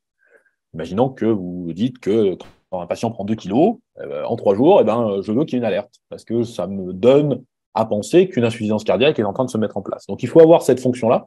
Vous pouvez pas avoir que des données brutes qu'il va falloir analyser vous-même une par une. Il faut qu'il y ait un phénomène d'algorithme qui vous permette d'élaborer des alertes. La deuxième chose, c'est que vous devez avoir des alertes aussi relatives à la non-transmission, c'est-à-dire qu'il faut pouvoir juger de l'observance du patient. Et nous, à la fin de chaque session, on a l'observance en pourcentage du patient pour savoir si, la télésurveillance est pertinente. Si le patient se pèse jamais, ne respecte pas la transmission de données, c'est pas pertinent, ça fait partie des critères d'inclusion. Ou que c'est pas de sa faute, c'est-à-dire que, notamment en Auvergne, on a des zones blanches qui nous disent que parfois, un jour sur 2, ça passe pas, ou quand il y a de l'orage, ça passe pas, ou quand il y a neige, ça passe pas. Donc, il faut pouvoir le juger. Donc, les 2 alertes nécessaires, alerte en cas de suspicion d'insuffisance cardiaque et alerte de non-transmission des données. Je vais vous montrer maintenant ce que nous on fait et ce que CardioVerne a fait avant moi, puisque comme je l'ai dit, je ne suis qu'un piètre et modeste relais de ce qui a été fait depuis 10 ans. Donc 2011, le professeur Cassagne imagine l'idée de la télésurveillance. Alors à l'époque, il y avait déjà, je crois, une télésurveillance dans l'Est. Je crois que c'était Icalor, qui est plus depuis, mais qui a été un fonctionnement un peu avorté. C'était avant un groupement coopération sanitaire, le GCS CardioVerne, qui était basé à Durtol, à côté de la clinique de réadaptation, à côté de Clermont-Ferrand, et dirigé ensuite par le docteur Marie-Claire Boiteux jusqu'en fin 2022, et je me permets de la saluer d'ailleurs, puisque c'était elle jusqu'à présent qui faisait ce cours. Et j'ai l'honneur de reprendre ça depuis janvier 2023. Alors j'avais déjà participé avant, mais voilà. Ils sont précurseurs à l'époque parce que c'était quelque chose qui était beaucoup moins codifié, c'était avant le programme étape. Et ils allaient beaucoup plus loin que l'ex-Auvergne, parce qu'à l'époque c'était l'Auvergne, et ils avaient élaboré un maillage très large d'une pathologie qui en 2011 ne faisait pas autant de bruit que maintenant. À l'époque, c'était une veille 7 jours sur 7. Alors, je ne l'ai pas dit d'ailleurs, mais maintenant, c'est jour ouvrable. La télésurveillance n'est pas un moyen d'urgence et donc n'inclut pas le week-end, la nuit. Il n'y a pas de garde ou d'astreinte sur la télésurveillance. Donc, c'est jour ouvrable. Un service qui était prêt jusqu'à domicile parce que on allait amener les balances chez les patients ou rencontrer les patients chez eux. Marie-Claire prenait sa voiture de fonction, mettait les balances dans le coffre et allait l'amener chez les patients. Donc on fait plus ça maintenant. Les patients viennent ou alors en tout cas on s'arrange différemment, mais on n'a plus la capacité de faire ça et l'engagement personnel qu'il faut saluer du docteur Boiteux. La volonté d'impliquer l'ensemble des acteurs de santé, ça aussi, c'était leur plus-value, c'est-à-dire que dès le départ, ils ont considéré que si on prévient le médecin traitant, c'est bien, si on prévient le cardiologue, c'est encore mieux, mais si on prévient le pharmacien, si on prévient le biologiste, si on prévient l'infirmière, si on prévient l'aidant à domicile, eh ben, c'est encore plus pertinent, puisqu'en fait, finalement, chacun de ces acteurs va avoir son rôle à jouer. L'infirmière à domicile pour prendre l'attention quand le patient n'est pas capable de le faire, ou nous appeler si elle a des signes de décompensation cardiaque visuellement, si elle arrive et qu'il y a des œdèmes. Le pharmacien, s'il rencontre une anomalie en termes d'ordonnance, afin de corriger ça et d'avoir une expertise. Le biologiste pour nous transmettre rapidement les résultats de la biologie, automatiquement désormais, afin que l'on puisse agir. Bref, tous ces acteurs-là qui initialement étaient peut-être oubliés, on se concentrait sur le médecin traitant et le cardiologue libéral, et ben en fait, ces professionnels-là sont souvent plus au contact. Les patients vont plus voir leur pharmacien que leur cardiologue, plus voir leurs infirmières que leur cardiologue. Donc finalement, c'est peut-être eux qui sont plus pertinents à contacter, et ça, c'est ce qu'on fait encore actuellement. Depuis janvier 2022, donc rapproché de chez nous, donc désormais c'est une unité à part entière du CHU de Clermont-Ferrand. Il y a eu une possibilité pour les centres périphériques en Auvergne de s'émanciper, donc désormais notre population elle est beaucoup plus centrée sur le Puy-de-Dôme. Et puis on a changé de fournisseur en 2019, passant de Almeris à Careline Solutions, qui est actuellement notre industriel toujours en place. Les chiffres les plus larges, c'est que ce matin même, donc 719 patients en file active, ce qui est effectivement, Sylvain l'a dit, mais on le dit modestement parce que je n'ai pas la preuve irréfutable. Bon, peut-être que d'autres l'ont pour moi. La première file active de patients en télésurveillance d'insuffisance cardiaque en France. On a plus de 2500 patients inclus depuis 2012 et ça représente une inclusion par jour. Là, j'ai fait le compte sur janvier, 36 inclusions. Donc, c'est même plus que par jour, puisque ce serait par jour calendaire, alors que nous, c'est par jour ouvrable. Ça représente un emploi temps plein de médecins, donc 2 médecins, moi-même et un autre médecin, le docteur Guélon, en 50-50, en plus bien sûr de l'activité et autres, et puis 3 emplois temps plein paramédicaux, 2 infirmières, une diététicienne. Ça génère 100 à 150 alertes par jour, mais après un week-end, là, comme ce matin, c'est 210, puisqu'il y a tout le week-end à faire. Donc ça demande du temps, de l'énergie et du monde. Pour résumer, voilà l'idée, c'est de dire que tous ces praticiens-là vont pouvoir avoir une plateforme d'écoute et de coordination unique qui va leur permettre, dans les deux sens, pour eux de nous contacter en cas de besoin et pour nous de les contacter en cas de besoin. Tout ça dans l'intérêt du suivi global du patient à domicile et de l'ensemble des paramètres de santé qui est nécessaire de recueillir dans l'insuffisance cardiaque. Les résultats, modestement, ont été publiés en 2014 pour une première fournée de CardioVerne comparée au PMSI de 2013, donc de la sécurité sociale. On avait noté une mortalité à 6 mois de 6% contre 17% pour l'ensemble des allocataires du système de santé. Patients comparables, bien sûr. À 12 mois, c'était également quasiment une division par 2. Et les hospitalisations aussi étaient divisées par 2, avec une mortalité qui a aussi diminué avec le temps. Et qui montre finalement, en tout cas qui montrait en 2014, donc au début de l'expérimentation étape, l'intérêt d'une télésurveillance. Ça avait fait l'objet d'un papier publié par le professeur Échalier. Et on avait calculé lors de cette étude un gain de 4 500 € par an et par patient. Donc si vous mettez ça en parallèle des 200 plus 170 par 6 mois, on est presque 10 fois mieux. Donc voilà, donc c'est plutôt vers la hausse qu'il faut voir la rémunération plutôt que vers la baisse. Et ça, c'était en 2014. En 2017, même chose, on a comparé nos patients, l'ensemble de notre cohorte, 7750 patients. Pareil, mortalité, qui était franchement diminuée, divisée par 5 quasiment, entre la population de l'assurance maladie et la population de CardioVerne. En termes de hospitalisation, c'est divisé par 2 toujours, avec une durée moyenne de séjour de 8 jours, comparé à une moyenne de 9 à 10 jours. Ça peut paraître anodin, mais chaque jour d'hospitalisation est chère, est coûteuse en termes d'énergie pour le patient, en termes de comorbidité. On avait une admission les urgences, ça aussi c'était un point fort, évité 8 fois sur 10, et que par patient, on avait au moins 3 actions de la cellule de coordination. C'est-à-dire qu'il fallait au moins, sur un suivi de 6 mois, pour chaque patient, faire 3 actions, qui étaient parfois de modifier un traitement, mais qui étaient parfois aussi de rappeler le patient pour vérifier ça, pour vérifier le poids. Donc, montrer que ce n'est pas simplement des chiffres que l'on voit de loin, c'est toujours des gens que l'on va recontacter à un moment donné. Et chacun des contacts qu'on a avec les patients est l'occasion de distiller de l'éducation thérapeutique. C'est toujours l'occasion à la fin de dire, avant de raccrocher, est-ce que vous avez bien un rendez-vous chez votre cardiologue? Est-ce que vous avez bien un rendez-vous chez votre médecin traitant? Est-ce que vous prenez bien votre traitement? Est-ce que votre ordonnance a changé? Est-ce que vous avez fait une prise de sang ou est-ce qu'une prise de sang est prévue? Non. Eh bien, dans ce cas-là, on met en place, nous, des choses en disant, bah, écoutez, on va recontacter votre cardiologue, on va vous envoyer une ordonnance pour la prise de sang, finalement, pour que ces personnes qui parfois échappent à la surveillance ou au suivi, par manque de temps et d'énergie, puissent retrouver une filière plus exhaustive.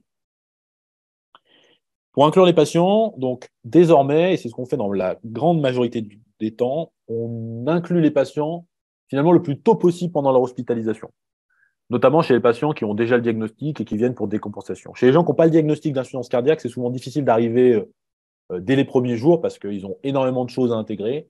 Et si vous leur dites tout de suite, ah, voilà, vous allez devoir vous peser maintenant tous les jours et on vous suivra à distance, ils n'ont pas trop compris la situation. Donc ça, parfois, souvent, on les décale.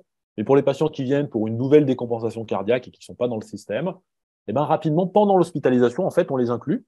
Parce que pendant l'hospitalisation, on va commencer à recueillir certaines données. Alors, je vous arrête tout de suite, on ne facture pas pendant l'hospitalisation. La télésurveillance s'entend en ambulatoire, donc c'est même interdit. Donc nous, de toute façon, on va prêter le matériel pendant l'hospitalisation, de manière à voir comment le patient se pèse, comment il appréhende ces nouveaux outils.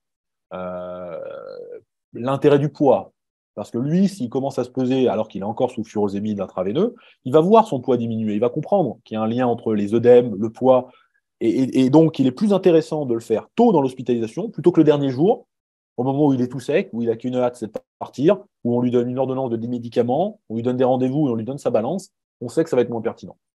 Donc parfois, quand c'est trop tard, c'est-à-dire que quand on nous appelle en disant j'aimerais inclure ce patient, il sort aujourd'hui, et ben on leur dit non, écoutez, il reviendra en consultation et on tracera posément parce qu'on sait que sinon c'est contre-productif. Le patient, il rentre à la maison, son réflexe c'est d'aller faire ses courses et de remplir son frigo, il met la balance d'un côté, il l'oublie, il ne le fait pas, et on le rappelle 2 jours après parce qu'on n'a pas de poids de transmission. Donc, un des messages qu'on a appris, c'est que probablement qu'il faut agir plus tôt, pendant l'hospitalisation, c'est vraiment le lieu le plus intéressant.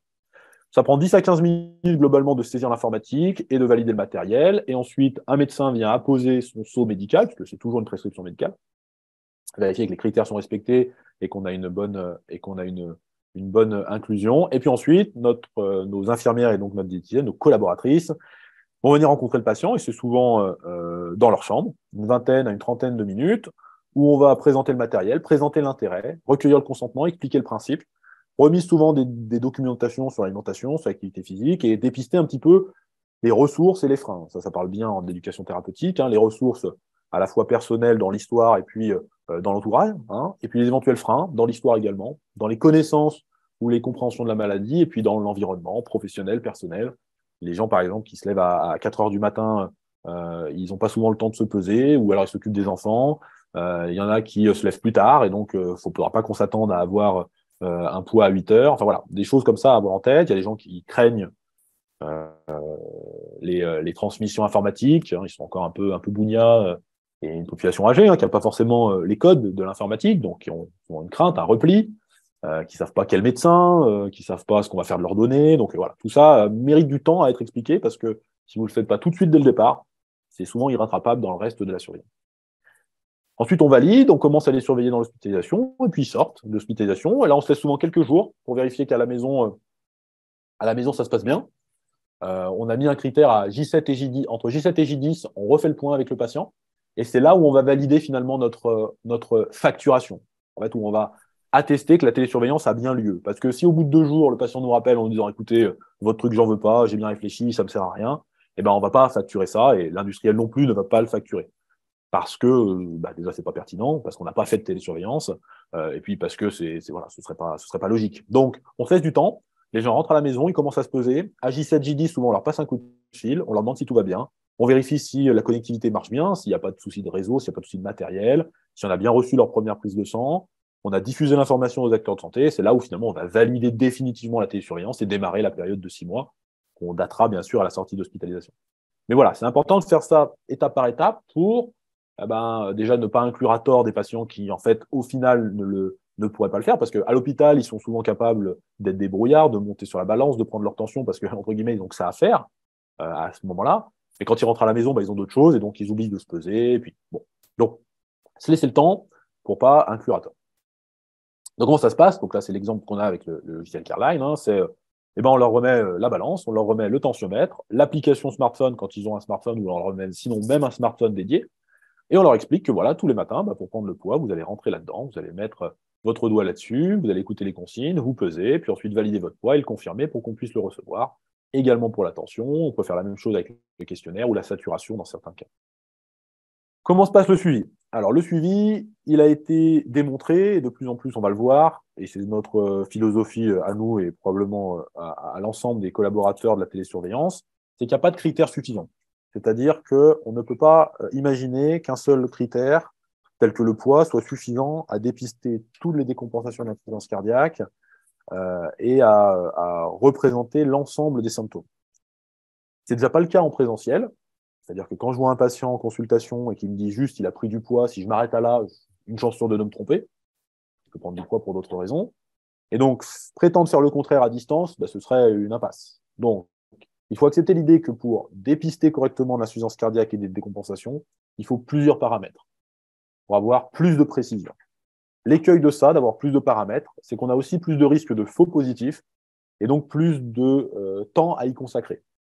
Donc, c'est un juste équilibre à trouver avec un nombre de paramètres suffisant et un nombre de paramètres nécessaires.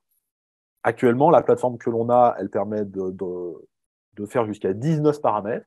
C'est probable que 19 paramètres, chez la plupart des patients, c'est déjà pas réalisable parce qu'on ne les aura jamais tous et puis pas forcément pertinent.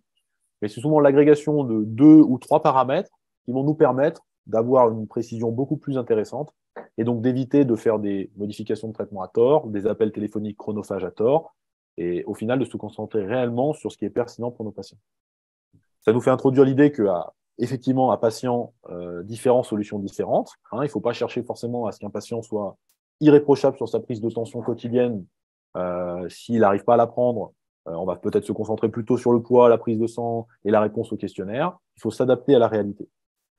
Il faut aussi accepter l'idée que la télésurveillance est une centrale d'appel en double sens. C'est-à-dire que nous, on va répondre aux appels, aux alertes générées, aux demandes des patients, dans un sens quand ils nous appellent et aussi dans l'autre sens. C'est-à-dire qu'on va les appeler de manière proactive quand il y a une alerte ou quand il y a une absence de poids ou régulièrement pour vérifier où ils en sont. On va les appeler pour l'accompagnement thérapeutique, on va y revenir, et on va informer les acteurs de santé aux grandes modifications. Et ça, c'est important parce que si on reste tout seul dans son coin à attendre que les appels arrivent, à attendre que les alertes arrivent, eh ben, on peut aller rapidement dans le mur. Il faut rester actif. Et ça aussi, ça demande, donc je le répète, du temps, de l'énergie, du matériel et du personnel. L'accompagnement thérapeutique, jusqu'à présent, c'était 3 séances minimum tous les 6 mois. Le référentiel 2022 propose une séance par mois pendant les 6 premiers mois, puis adapté ensuite. Ça, c'est le gros problème parce que l'accompagnement thérapeutique, ce n'est pas 2 minutes, c'est beaucoup plus. Alors, les gens sur l'application qu'on a, Careline, ils ont une application pour évaluer, faire des séances d'accompagnement thérapeutique à distance. C'est-à-dire qu'ils cochent, ils lisent un livret finalement et ils peuvent cocher leur compréhension. Mais rien ne vaut une discussion d'humain à humain, même par téléphone ou par visio. Donc ça, c'est quelque chose qui prend plus de temps et qui nécessite à la fois encore plus de monde. Donc on y réfléchit, c'est peut-être pour l'instant le point faible, c'est-à-dire qu'on n'arrive pas à être exhaustif tout le temps sur l'accompagnement thérapeutique, ou en tout cas, on ne fait pas comme on le souhaite, c'est-à-dire qu'on le distille, on fait toujours nos séances, mais on aimerait en faire plus, faire du groupe, faire des séances bien plus précises, mais ça, encore une fois, c'est à plus large échelle quelque chose de très chronophage. Pourquoi est-ce qu'on pense qu'il faut plusieurs paramètres? Parce que finalement, la seule étude qui nous montre que la télésurveillance présente un intérêt, même si personnellement, et beaucoup sont à penser ça, il y a un intérêt qu'on n'a pas encore démontré scientifiquement en France. En Allemagne, une équipe, ça c'était en 2018, 1571 patients, suivis sur 1 an, avec un groupe RPM qui est donc le monitoring, le télémonitoring, et puis un groupe sans télémonitoring, avec, vous voyez, une diminution du critère principal qui était les jours perdus, pourcentage de jours perdus dans l'année, soit à cause d'une hospitalisation pour insuffisance cardiaque, soit pour une mortalité. Ben, on voit que sur les 2 groupes, on a une différence significative de baisse de ces jours-là perdus dans le groupe de télémonitoring. Le souci, c'est que le télémonitoring des Allemands, c'est un télémonitoring 2.0, c'est-à-dire qu'ils ont une surveillance qui est extrêmement resserrée. Ils ont un service 24 heures sur 24, 7 jours sur 7. Ils ont une plateforme, ils remettent aux patients une plateforme d'appel de secours. Quand le patient appuie dessus, ça envoie directement un appel d'urgence. Ils ont une surveillance possible de l'électrocardiogramme au quotidien, de la saturation, de la tension, de la balance. Ils ont des questionnaires. Ils ont une possibilité de suivre l'électro en direct quand le patient le transmet. qui peuvent effectivement transmettre les données des prothèses intégrées, pacemaker et défibrillateurs. Ils ont un service dédié à ça, ils ont des lits dédiés à ça. Bref, ils ont optimisé les choses au maximum. Donc ça, c'est ce qu'on aimerait tendre, mais ce qui actuellement n'est pas toujours le cas, étant donné que c'est très énergivore et que ça ne peut pas être pour l'instant mis en place chez tout le monde. Les autres études qui ont essayé de montrer l'intérêt se sont souvent heurtées à ça, c'est-à-dire au manque de paramètres. Si on compare à droite, donc l'étude que je vous montrer, quelque chose de, voilà, entre guillemets l'idéal, même s'il y a peut-être des choses à y redire, les autres études ont souvent des paramètres qui sont beaucoup plus simples, soit un recueil téléphonique du point et des symptômes. Là, on voit qu'on n'a pas de différence sur la réadmission toute cause à 6 mois, parce qu'aussi, on n'a que la moitié qui utilise le système. On a simplement un investigateur, c'est souvent trop peu, donc forcément, les résultats sont négatifs. On a l'étude Wish en 2012 qui avait fait un peu pareil. Seulement la surveillance du poids, avec des gens un peu plus graves, une infirmière qui va venir 3 fois par semaine selon un protocole particulier, une observance qui était plutôt correcte, mais pas de négatif aussi, une petite cohorte. On a TIMACHEF 1, donc le petit frère de TIMACHEF 2, où là aussi ils avaient une surveillance qui était plutôt similaire à ce qu'on a actuellement, moins de patients et une transmission qui était moins bonne. Mais finalement, poids, tension, électrocardiogramme n'était peut-être pas suffisant. Il n'y avait pas d'éducation thérapeutique notamment, donc pas positif. Une autre étude là, qui montrait là un peu la même chose, sauf que peut-être avec la télééducation, une meilleure qualité de vie quand même. Les gens qui étaient télémonitorés avec quelque chose qui ressemble un petit peu à ce qu'on a, ils se sentaient mieux. C'est-à-dire qu'eux, ils avaient une meilleure appréhension de leur vie et c'est pas mal. Hein, c'est un bon critère.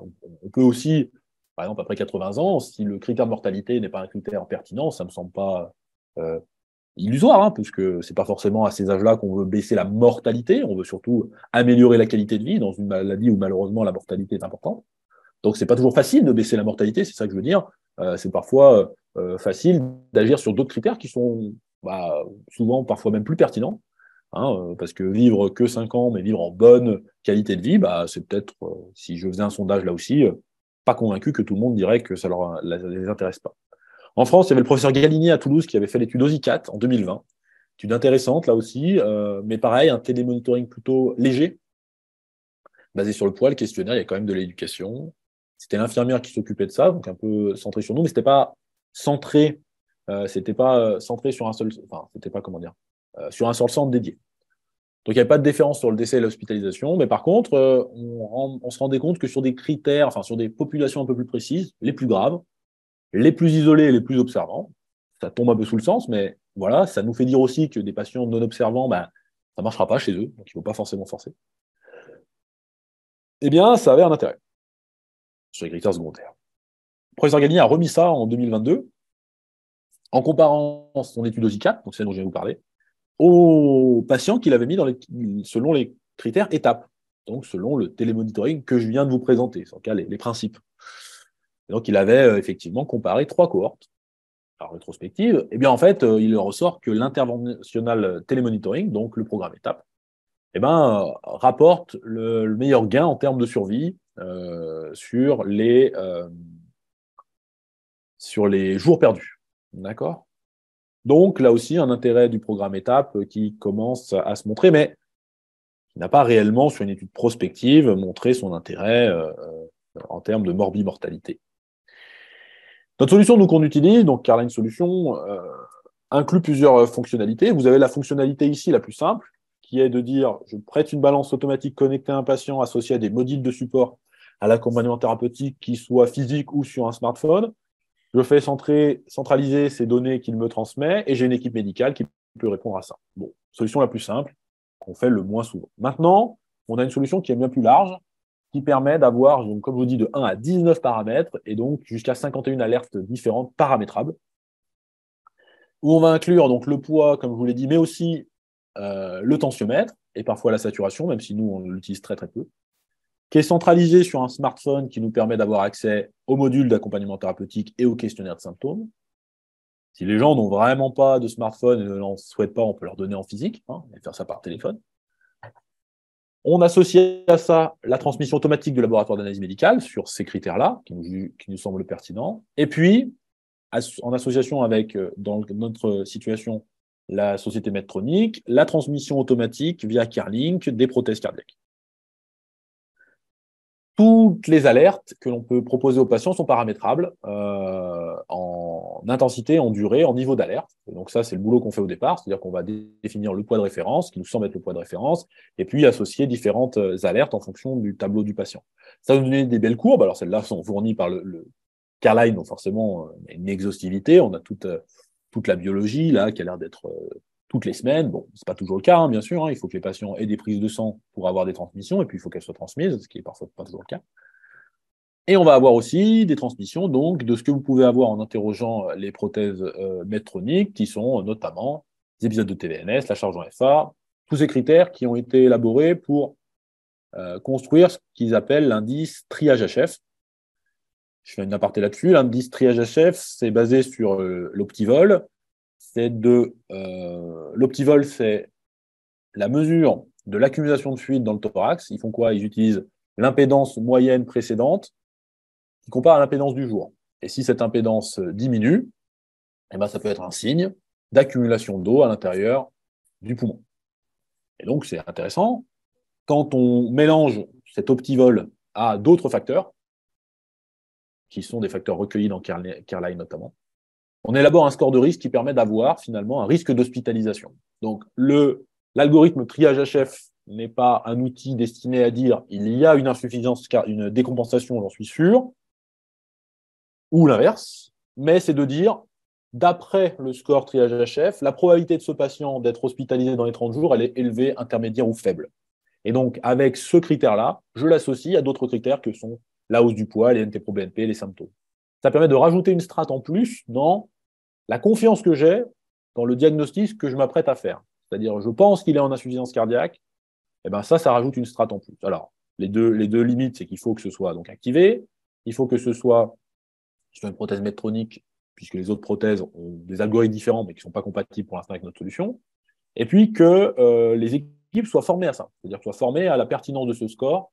Et nous, actuellement, à Clermont-Ferrand, ce n'est pas le cas. Donc, actuellement, à Clermont-Ferrand, on a des patients qui ont ça, mais on n'a pas encore élaboré de formation auprès de nos infirmières et d'algorithmes précis pour dire qu'est-ce qu'on fait des alertes. Donc, elles sont en pratique chez nous, pour l'instant, inactivées. Quand est-ce qu'on arrête la télésurveillance? Donc, c'est minimum 6 mois. Alors, ça peut être court si les patients s'arrêtent avant, par choix. Maximum, il n'y en a pas. On a tendance à dire que c'est quand le besoin se fait sentir, et on sait que tous les 6 mois, on doit réévaluer l'éligibilité du patient, les éventuels freins et la pertinence de la poursuite de la télésurveillance. Certains patients n'ont parfois pas envie de partir. Hein. Alors la réalité qu'on peut aussi évoquer, c'est que, ce que je vous ai dit, c'était bien beau, mais que en fait, sur l'ensemble des paramètres possibles, eh ben, vous n'avez bien sûr pas l'exhaustivité de la population qui en bénéficie, pour diverses raisons. Déjà parce que l'ensemble de nos 719 patients en file active n'ont pas de prothèse rythmique, donc forcément, ils ont par définition 8 paramètres qui ne sont pas possibles. Les symptômes, ça va être au bon vouloir du patient, en quelque sorte, il faut qu'il réponde à son questionnaire symptômes. La biologie, il faut qu'il y ait de la biologie prescrite, et puis il faut qu'elle soit prescrite et réalisée dans un laboratoire qui est accepté de transmettre les informations. Alors maintenant, avec l'environnement numérique de santé, ça devrait être automatique, mais il y a eu plusieurs couacs à ce niveau-là. Tension artérielle, fréquence cardiaque, c'est pareil, il faut que le patient la prenne, il faut qu'il y ait des piles, il faut qu'il soit capable de la prendre. L'accompagnement thérapeutique et le poids, c'est quasiment tous les patients, parce que le poids, c'est le strict minimum, comme je vous ai dit, et l'accompagnement thérapeutique aussi, même si, comme je vous ai dit, l'exhaustivité est parfois pas tout à fait remplie. Les intéressés, donc les patients sont contents, ils aiment bien ça, alors ça les embête quand on les appelle pour ça, mais quand ensuite on débriefe en disant ça vous embête vraiment, ils disent non, mais c'est que ça rappelle que je dois faire ça. Si vous voulez, c'est comme se laver les dents, parfois ça enquiquine de se laver les dents, mais quand on sait le bénéfice de se laver les dents, on y passe quand même 2 minutes tous les soirs. L'infirmière, à la maison, elle retrouve un rôle un peu central. Il y a même des cotations de leur activité qui peuvent être dédiées à ça, au suivi des patients insuffisants cardiaques. Donc ça valorise leur travail, qui est souvent un peu dévalorisé. Les médecins, à la fois généralistes et cardiologues, ça les aide parce que c'est une population qui n'est pas facile à gérer. Ils n'en ont souvent pas beaucoup dans leur patientèle, mais ça leur prend beaucoup de temps. Donc, si on peut les trier, les aider à leur dire, écoute, là, ton patient, il faut le voir rapidement, ça va permettre, eux, de réserver des créneaux d'urgence et, à contrario, de pouvoir élargir certaines surveillances quand ils savent qu'ils sont en télésuivi par nous. Et puis, les pharmaciens, là aussi, ils sont impliqués dans la prise en charge puisqu'on leur demande un peu leur avis des fois, notamment sur la remise des ordonnances. Parfois, chez des pharmaciens, on leur a demandé de prendre l'attention aussi là-bas ou de vérifier un peu le matériel. Donc, c'est vraiment une aide supplémentaire. Vous avez compris, le but, c'est de passer d'une médecine où, malheureusement, les symptômes arrivent au moment de l'hospitalisation à une médecine préventive où on se dit que dans la zone présymptomatique, on intervient avant, on est proactif et donc on intervient avant que la situation n'arrive et ne mène à l'hospitalisation. Donc, c'est vraiment un mode de pensée différent. Comment dire, l'étude la plus récente sur l'état de santé, finalement, c'est en 2021 par le groupe d'insuffisance cardiaque, a montré que, vous voyez, sur une cohorte de patients qu'ils avaient pris hospitalisés pour insuffisance cardiaque, la majorité, on les connaît déjà, c'est des patients qui sont déjà insuffisants cardiaque chronique. La majorité avait des symptômes de plus de 15 jours, donc des patients que l'on connaît, qu'on aurait donc surveillés, des patients qui ont des symptômes depuis 15 jours, qu'on aurait aussi surveillés, passe majoritairement par le SAMU, ce qu'on aurait pu éviter, puisque si on a détecté ça avant, soit ils ne viennent pas à l'hôpital, soit ils viennent à l'hôpital directement en ayant vu leur cardiologue, ou directement à l'hôpital en cardiologie. Et puis la majorité passe dans le service des urgences. Là aussi, même si on n'a pas pu gérer à la maison, on peut faire en sorte que par notre filière interne, les patients ne passent pas par les urgences, viennent directement en cardiologie. Donc on décharge finalement le SAMU et les urgences de patients dont on sait pertinemment, parce qu'on les connaît, parce qu'ils ont déjà des symptômes et que c'est souvent assez évocateur, que c'est de l'insuffisance cardiaque et qu'on va pouvoir les traiter en cardiologie ou dans d'autres services s'il n'y a plus de place, mais en tout cas, éviter les services d'urgence. Donc là aussi, la télésurveillance, à mon sens, se positionne tout à fait pertinemment dans cet objectif-là. Dans l'optimisation thérapeutique aussi, c'est pertinent parce que finalement, qu'est-ce qu'on a besoin pour titrer un traitement, par exemple, pour monter les IEC ou les bêta-bloquants d'insuffisance cardiaque?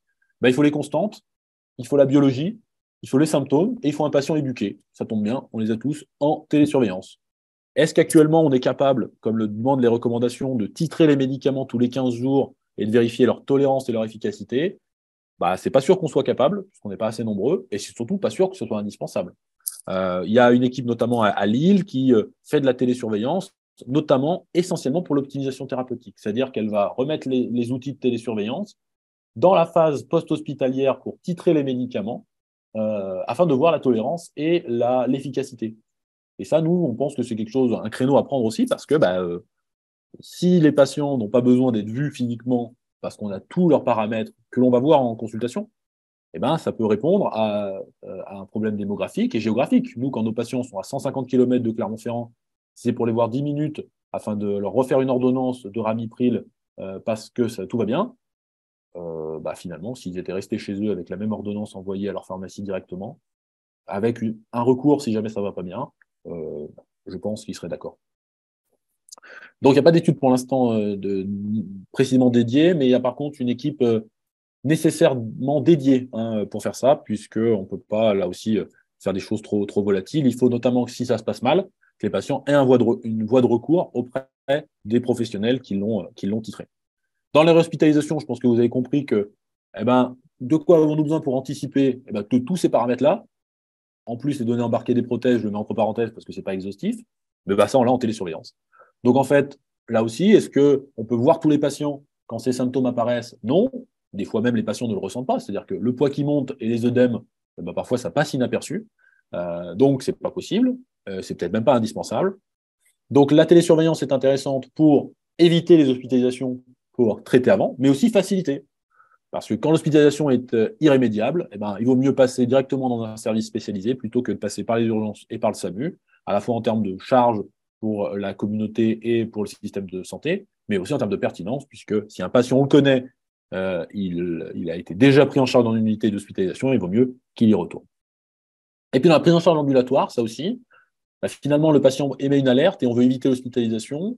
Est-ce qu'on a besoin finalement toujours d'hospitaliser le patient pour éviter ça? Non, nous, alors sans qu'on ait de preuves irréfutables, mais quand on gère des diurétiques à la maison, ça se passe bien la plupart du temps. Pourquoi? Parce que quand on hospitalise quelqu'un pour mettre des diurétiques par les veines, pour une insuffisance cardiaque, qu'est-ce qu'on va surveiller tous les jours? Le poids, ses constantes, sa biologie, ses symptômes. Ça, pareil, on l'a en télésurveillance. Donc finalement, on remplace potentiellement une hospitalisation. L'hospitalisation, finalement, n'a que ce critère de sécurité et de plateau technique que n'a pas la télésurveillance, même si en termes de sécurité, vu qu'on ratisse large en termes d'acteurs de santé, on peut parfois se prémunir et se dire que si le patient est porteur d'une prothèse cardiaque, par exemple, on peut le mettre quand même en sécurité à son domicile. C'est tout l'intérêt aussi de l'HAD. Et pourquoi pas les traiter par intraveineux. Alors, on l'a déjà fait, hein, nous, on le fait parfois.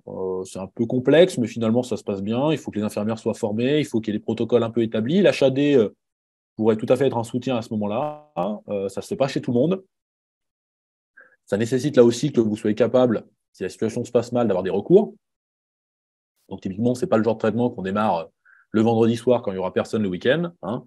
Donc, on démarre ça souvent en début de semaine. On fait ça chez des patients qui sont capables de venir ou rapidement d'alerter. On les rappelle toutes les 24 heures. Voilà, c'est pas anodin. Mais si on évite une hospitalisation, l'hospitalisation, c'est souvent 5 000 € de moyenne et 10 jours d'hospitalisation, hein. Donc, dans un hôpital où il manque des places et un système de santé où il manque de l'argent, voilà.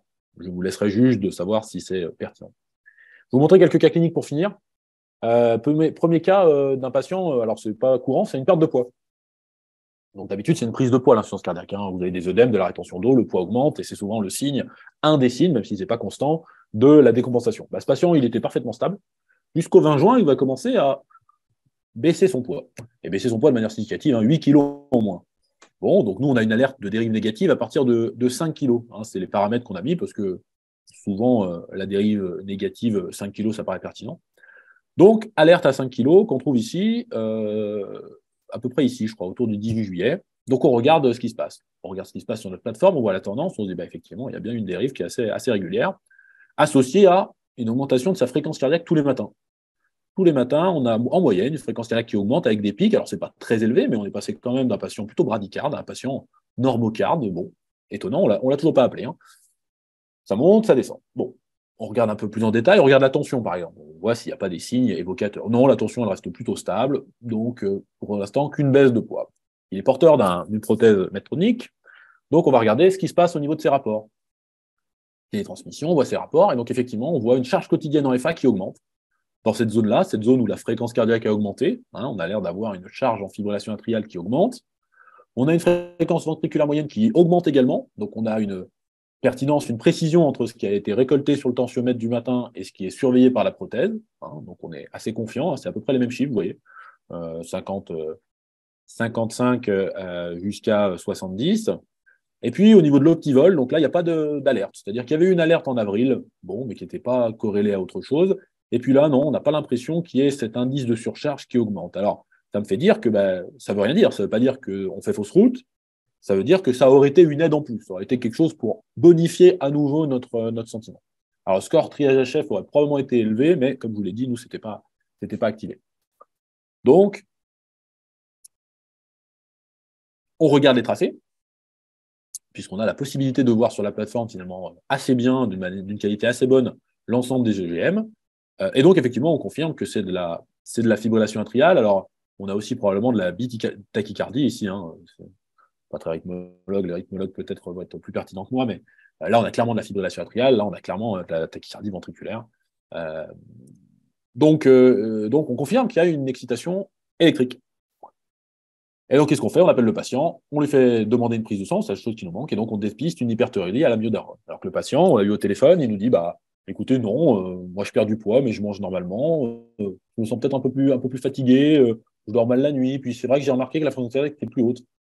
Bon, donc il n'avait pas vu son médecin traitant, il n'avait vu personne, il n'avait pas de prise de sang de prévue, et tout porte à croire que ça aurait peut-être continué. Donc nous, on l'a contacté, on lui a dit, écoutez, il faut vérifier votre potassium, notamment pour les problèmes de rythme, et puis la thyroïde. Et donc, hyperthyroïdie à l'amiodarone, ce qui nous a fait modifier le traitement, lui proposer une ablation de fibrillation atriale, et au final, stabiliser son poids ensuite à la mise en place des hormones thyroïdiennes. Donc voilà, finalement, une situation où vous n'avez pas d'épisode de décompensation cardiaque, mais où l'ensemble des paramètres vous a permis, je le crois, d'augmenter la qualité de santé de votre patient, et probablement sa quantité, puisque si l'hyperthyroïdie à la cordarone s'aggrave, eh bien, on peut avoir des cardiothyréoses avec là des arythmies ventriculaires qui devenaient parfois significatives. Donc voilà, un exemple type de, si j'étais resté sur un seul paramètre, que le poids, j'aurais fait fausse route, donc je serais allé à la biologie, bien sûr, hein, je serais allé, probablement, si j'avais eu que le poids, j'aurais fait une biologie, mais est-ce que je m'en serais autant inquiété si le patient me dit qu'il va bien? Bon. À l'inverse, si j'avais eu pas le poids, mais que la tension, que la fréquence cardiaque, j'aurais été peut-être un peu perdu. J'aurais dit oui, bon, il a fait plus d'activités. Si j'avais eu que ça, peut-être que j'aurais dit oh, il en a déjà fait à l'avenir. Donc vraiment, c'est l'association de tous ces symptômes qui nous permet d'avoir un diagnostic. Une histoire assez singulière d'un patient aussi. Donc, ce patient, il sort d'hospitalisation environ le 30 mai. Comme prévu, le 27, c'est ça. Comme prévu, souvent, quand il sort d'hospitalisation, les bonnes habitudes reviennent, on reprend du poids. Donc, on l'appelle, il nous dit « Non, je me pèse comme j'ai prévu, je me sens bien, j'ai quelques douleurs dans les jambes. » On continue d'avancer. Ici, on a une alerte parce qu'il n'a pas pris son poids. En fait, on a une alerte de non-communication. Donc, on l'appelle, il dit « Qu'est-ce qui se passe ?» Il nous dit « Je me suis levé tard, mais franchement, j'abuse sur mon alimentation. Et effectivement, j'ai l'impression que mes jambes sont gonflées. » Donc, on a son traitement de fond qui est 40 plus 20. Il a une coronarographie qui est prévue le 21 juin, donc ici. On prévient notre médecin qui dit bah, écoutez, on va augmenter le traitement par diurétique ce jour, pendant 3 jours, et puis on fait ensuite une prise de sang. On lui envoie la prescription par mail. Les autres paramètres ne bougent pas. On le rappelle, on lui dit ici, il va mieux, puisqu'il a bien fait son augmentation de furosémide. Sa prise de sang, on l'a reçue, donc avec une hémoglobine qui était bonne. Il manquait malheureusement le NT-proBNP, voilà, ça montre la vraie vie. Il y a encore quelques œdèmes. La choro, elle est prévue le 21, donc il continue comme ça. Bref, on se dit que ça va sortir. Donc, je vous rappelle que là, on augmente, on a la suite, mais nous, à ce moment-là, on a juste ça s'arrête là, on a juste une courbe qui descend.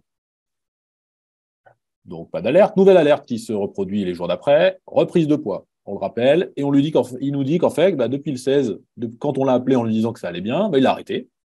Alors qu'on ne lui avait pas dit d'arrêter. Hein. Il l'a arrêté. Donc, il s'est reparti de plus belle, puisqu'il n'a pas modifié son alimentation. Il boit beaucoup parce que c'était la période de chaleur. Donc, là aussi, le boire beaucoup, pour les gens, souvent, ils sont très assoiffés. Mais ça, c'est l'influence cardiaque qui donne ça. Et donc, il rentre en choro le lendemain, donc à la pointe de la courbe, il est en coronarographie, il va se manger du furosémide en intraveineux et il va retomber à son poids dit de forme. Ici, un petit écart, on le rappelle, on lui dit ça commence à monter, il rééquilibre ça après un bon repas et il retrouve son poids. Bon, il progresse bien. Et puis ici, on a une alerte de fréquence cardiaque. Alors, fréquence cardiaque, le matin même de la consultation auprès de l'interne de cardiologie, là où il est tout parfait, on a plein de poids. Hein, là, vous voyez qu'il a pris ses poids tous les jours, il a été vraiment, vraiment exemplaire. Peut-être qu'il a pris un coup de stress, parce que c'était à 100 battements minutes le jour de sa consultation. La consultation dit tout va bien, et puis le jour d'après, il reprend les kilos qu'il a perdus. Hein, je pense qu'il a voulu faire plaisir au médecin. Et puis après, on voit un suivi beaucoup plus lâche, c'est-à-dire qu'il prend beaucoup moins de surveillance. Donc là, typiquement, les coquineries de ce que nos patients peuvent nous proposer, beaucoup de surveillance avant de voir le médecin dit que tout va bien, allez, je laisse un peu plus de lâche et puis je fais moins de poids. Donc, c'est toujours intéressant de voir leur méthode de subtile pour parfois s'adapter. Ici, un poids, une augmentation de poids qui est assez modeste, mais finalement un pic relativement haut. On a 97 kg pour un poids de 95 kg, donc seulement 2 kg. On a une alerte à ce moment-là. Là, pas d'alerte de tension, pas d'alerte de fréquence cardiaque, une tension qui effectivement diminue, mais alors si vous voyez les chiffres, on reste quand même au-dessus de 100, sauf ici, mais elle est très pincée, c'est peut-être une fausse alerte. On regarde l'indice Optivol, et cette fois-ci, l'indice Optivol, effectivement, il est assez pertinent, puisqu'il est quasiment, vous voyez, au 24, il est quasiment symétrique avec l'augmentation du poids. Donc là, on a une prise de poids significative, un indice Optivol qui va dans ce sens-là. On contacte le patient parce que c'est pas. Je vous rappelle qu'on n'a pas le reste de la courbe. On pourrait se dire que ça va se stabiliser, mais là, non. On appelle le patient. Écoutez, on a 2 bonnes raisons au moins de penser que vous faites une décongestion cardiaque. Ah oui, mais c'est parce que j'ai arrêté mes diurétiques. Bon. L'alerte a été générée, on l'a appelé, on l'a dit reprenez vos diurétiques, les diurétiques sont repris, le poids redescend, la situation se restabilise. D'accord ? Donc là aussi, ce patient-là, si on n'avait pas eu ça, son médecin traitant ne l'aurait pas forcément vu, le patient non plus, puisqu'il ne nous a pas appelé. Hein. L'indice Optivol, il ne l'aurait pas vu, donc peut-être que le poids aurait continué d'augmenter, peut-être qu'il serait arrivé à un stade trop avancé pour qu'en reprenant ses diurétiques, ça se passe bien, peut-être qu'il aurait été hospitalisé. Donc on se dit qu'avec cette alerte, on a évité probablement une hospitalisation, ou en tout cas des soins peut-être plus prolongés et plus compliqués. Une situation aussi assez classique, donc là, une corrélation entre le poids et l'indice Optivol, ok, à cet endroit-là. Alors, on se dit, bingo, on l'a, ça y est, il monte son poids, c'est forcément ça. En fait, quand on l'appelle, il nous dit que non, mais c'est parce que je me suis pesé habillé. Bon, il se repèse le lendemain matin, pas habillé, et donc effectivement, donc habillé, bien habillé, hein, il se repèse normalement le lendemain et puis son poids rediminue. Donc, effectivement, pas en lien avec cet indice Optivol qui était pourtant augmenté. Donc là aussi, hein, attention, l'indice isolément ne peut pas être suffisant à démarrer un traitement diurétique, notamment dans ce cadre-là. Voilà un petit peu les exemples que je voulais vous montrer. En conclusion, la télésurveillance me paraît, et j'espère que vous avez été convaincus, un outil d'amélioration du parcours de soins de l'insuffisance cardiaque, que la nécessité pour que ce système soit efficace, c'est qu'on surveille plusieurs paramètres et qu'on mette de l'humain derrière, et de l'humain centralisé dans un domaine précis, avec des voies de recours. Il ne s'agirait pas de faire ça avec une boîte déportée dans un autre pays ou dans une autre ville. Il faut que les gens aient des visages et des noms, idéalement qu'ils aient déjà rencontré les infirmières parce que ça passe beaucoup mieux. Il faut qu'ils soient capables de venir à l'hôpital qui les a déjà pris en charge. Bref, il faut quand même respecter cette centralisation parce que il nous semble dans notre expérience que c'est là-dessus qu'on apporte le plus de pertinence. Et pour ne pas que cette télésurveillance devienne quelque chose de complètement vide de sens et de relations, parce que les patients, ils sont très sensibles à ça. C'est-à-dire que dans plein de domaines, ils sont d'accord pour qu'il n'y ait pas d'humain, c'est-à-dire la caisse du supermarché, c'est-à-dire à la poste, ça ne leur pose pas de problème, ils pensent que ça va plus vite. Les médecins, ça ne leur pose pas de problème quand ça répond bien à leurs interrogations, mais quand ça ne répond pas à leurs interrogations, ils ont besoin d'avoir de l'humain. Et donc, ils ont besoin au téléphone d'avoir quelqu'un qui donne l'impression de connaître leur dossier, qui connaît l'environnement dans lequel ils vivent, qui sache que les Combrailles, c'est compliqué d'accès en hiver et que c'est pour ça que le réseau ne passe pas. Si vous êtes centralisé à Paris, vous n'en savez rien. Vous ne savez pas qu'être agriculteur, c'est parfois se lever à 4 heures du matin. Et voilà. Donc tout ça, ça plaide à notre sens pour que ce recueil se fasse finalement assez localement. Et on a mis, nous, actuellement, une barrière psychologique, mais qui vaut ce qu'elle vaut, d'1h45 de voiture. C'est-à-dire qu'on estime que les personnes qui dépassent cette durée-là, et on a fait un isochrome, c'est moins pertinent. Puisqu'après, quand on dépasse de Clermont 2 heures, on va à Lyon. Globalement, on ne va pas inclure des gens de Lyon, parce que s'il y a une alerte chez nous, ils vont aller à Lyon et on ne sera pas dans la même équipe. Donc, il faut que, quand un patient est télésuivi, que son alerte est générée, que l'équipe soit en mesure de le recevoir et d'agir, y compris au sein de l'hôpital. Donc, on ne peut pas être aussi large qu'on veut.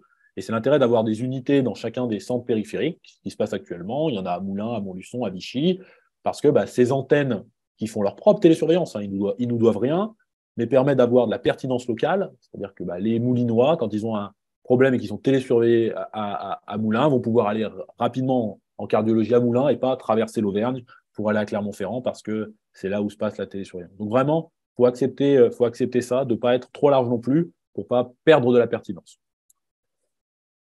C'est une aide à l'optimisation thérapeutique et on en a bien besoin quand on ne peut pas voir les patients et quand on cherche à tout prix à ce que les hospitalisations soient le plus courtes possible. Quand un patient, je ne l'ai peut-être pas dit, mais quand un patient rentre pour insuffisance cardiaque, il doit se manger dans la figure le diagnostic, l'hospitalisation d'une dizaine de jours en moyenne, la liste des médicaments, les contre-indications potentielles au niveau professionnel, s'il a un défibrillateur au niveau sportif également, l'éventuel impact sur le reste de sa famille parce que quand c'est génétique, l'impact sur sa qualité de vie et ses règles diététiques.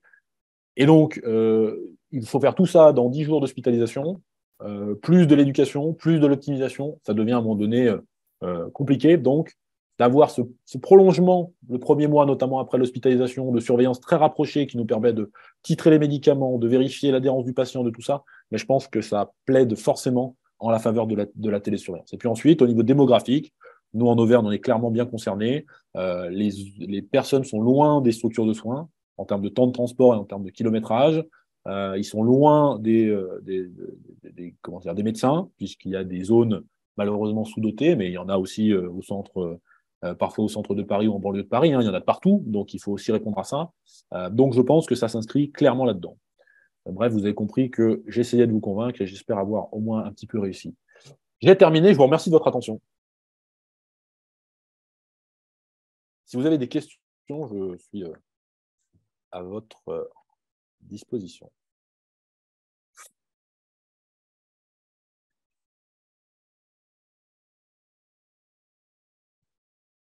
Et bien sûr, vous recevrez le PowerPoint, le PDF plutôt, à la fin de ce cours. Hein. Je le transmettrai.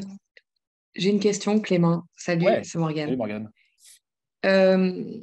Les patients qui font une décompensation cardiaque, premier épisode, deuxième épisode, peu importe, qui sont âgés, qui passent par les urgences, qui malheureusement au vu de leur âge, ne sont pas orientés vers un service de cardiologie, mais plutôt vers un service de gériatrie, court séjour gériatrique ou après potentiellement SSR. Ouais. Ces gens-là, comment ils font pour, à un moment donné, prétendre à au moins être évalués par cardio-auvergne, savoir s'ils peuvent être inclus ou pas? Est-ce qu'ils doivent passer par leur médecin traitant? Est-ce qu'ils doivent passer par leur cardiologue de ville?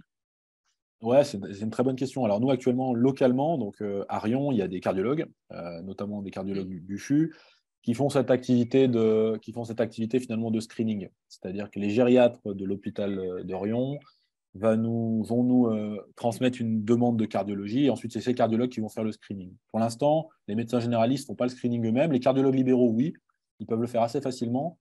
Mais il y a un vrai travail, et tu le soulignes bien, de pouvoir étendre la prétention de ces gens-là à ceux qui ne passent pas par la cardiologie. Et on l'a vu dans le diagramme, c'est quand même une grosse partie de ces patients-là. Et d'où l'intérêt pour nous, après, de communiquer aussi au sein des autres services pour qu'ils soient capables de nous les confier et qu'on puisse vérifier ça. Le souci, c'est qu'il faut pouvoir vérifier l'éligibilité. Et ça, souvent, si on ne les voit pas en présentiel, c'est compliqué.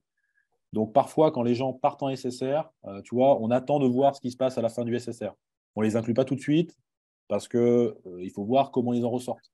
A contrario, quand les gens sont un peu limites avant d'être partis en rééducation, on attendra la fin de la rééducation pour les mettre en place. Vraiment, il y a urgence à se poser la question, il n'y a pas d'urgence à le mettre en place, au risque sinon de se tromper de cible, quoi, d'avoir faux. D'accord. Ok, parfait, merci. Je t'en prie.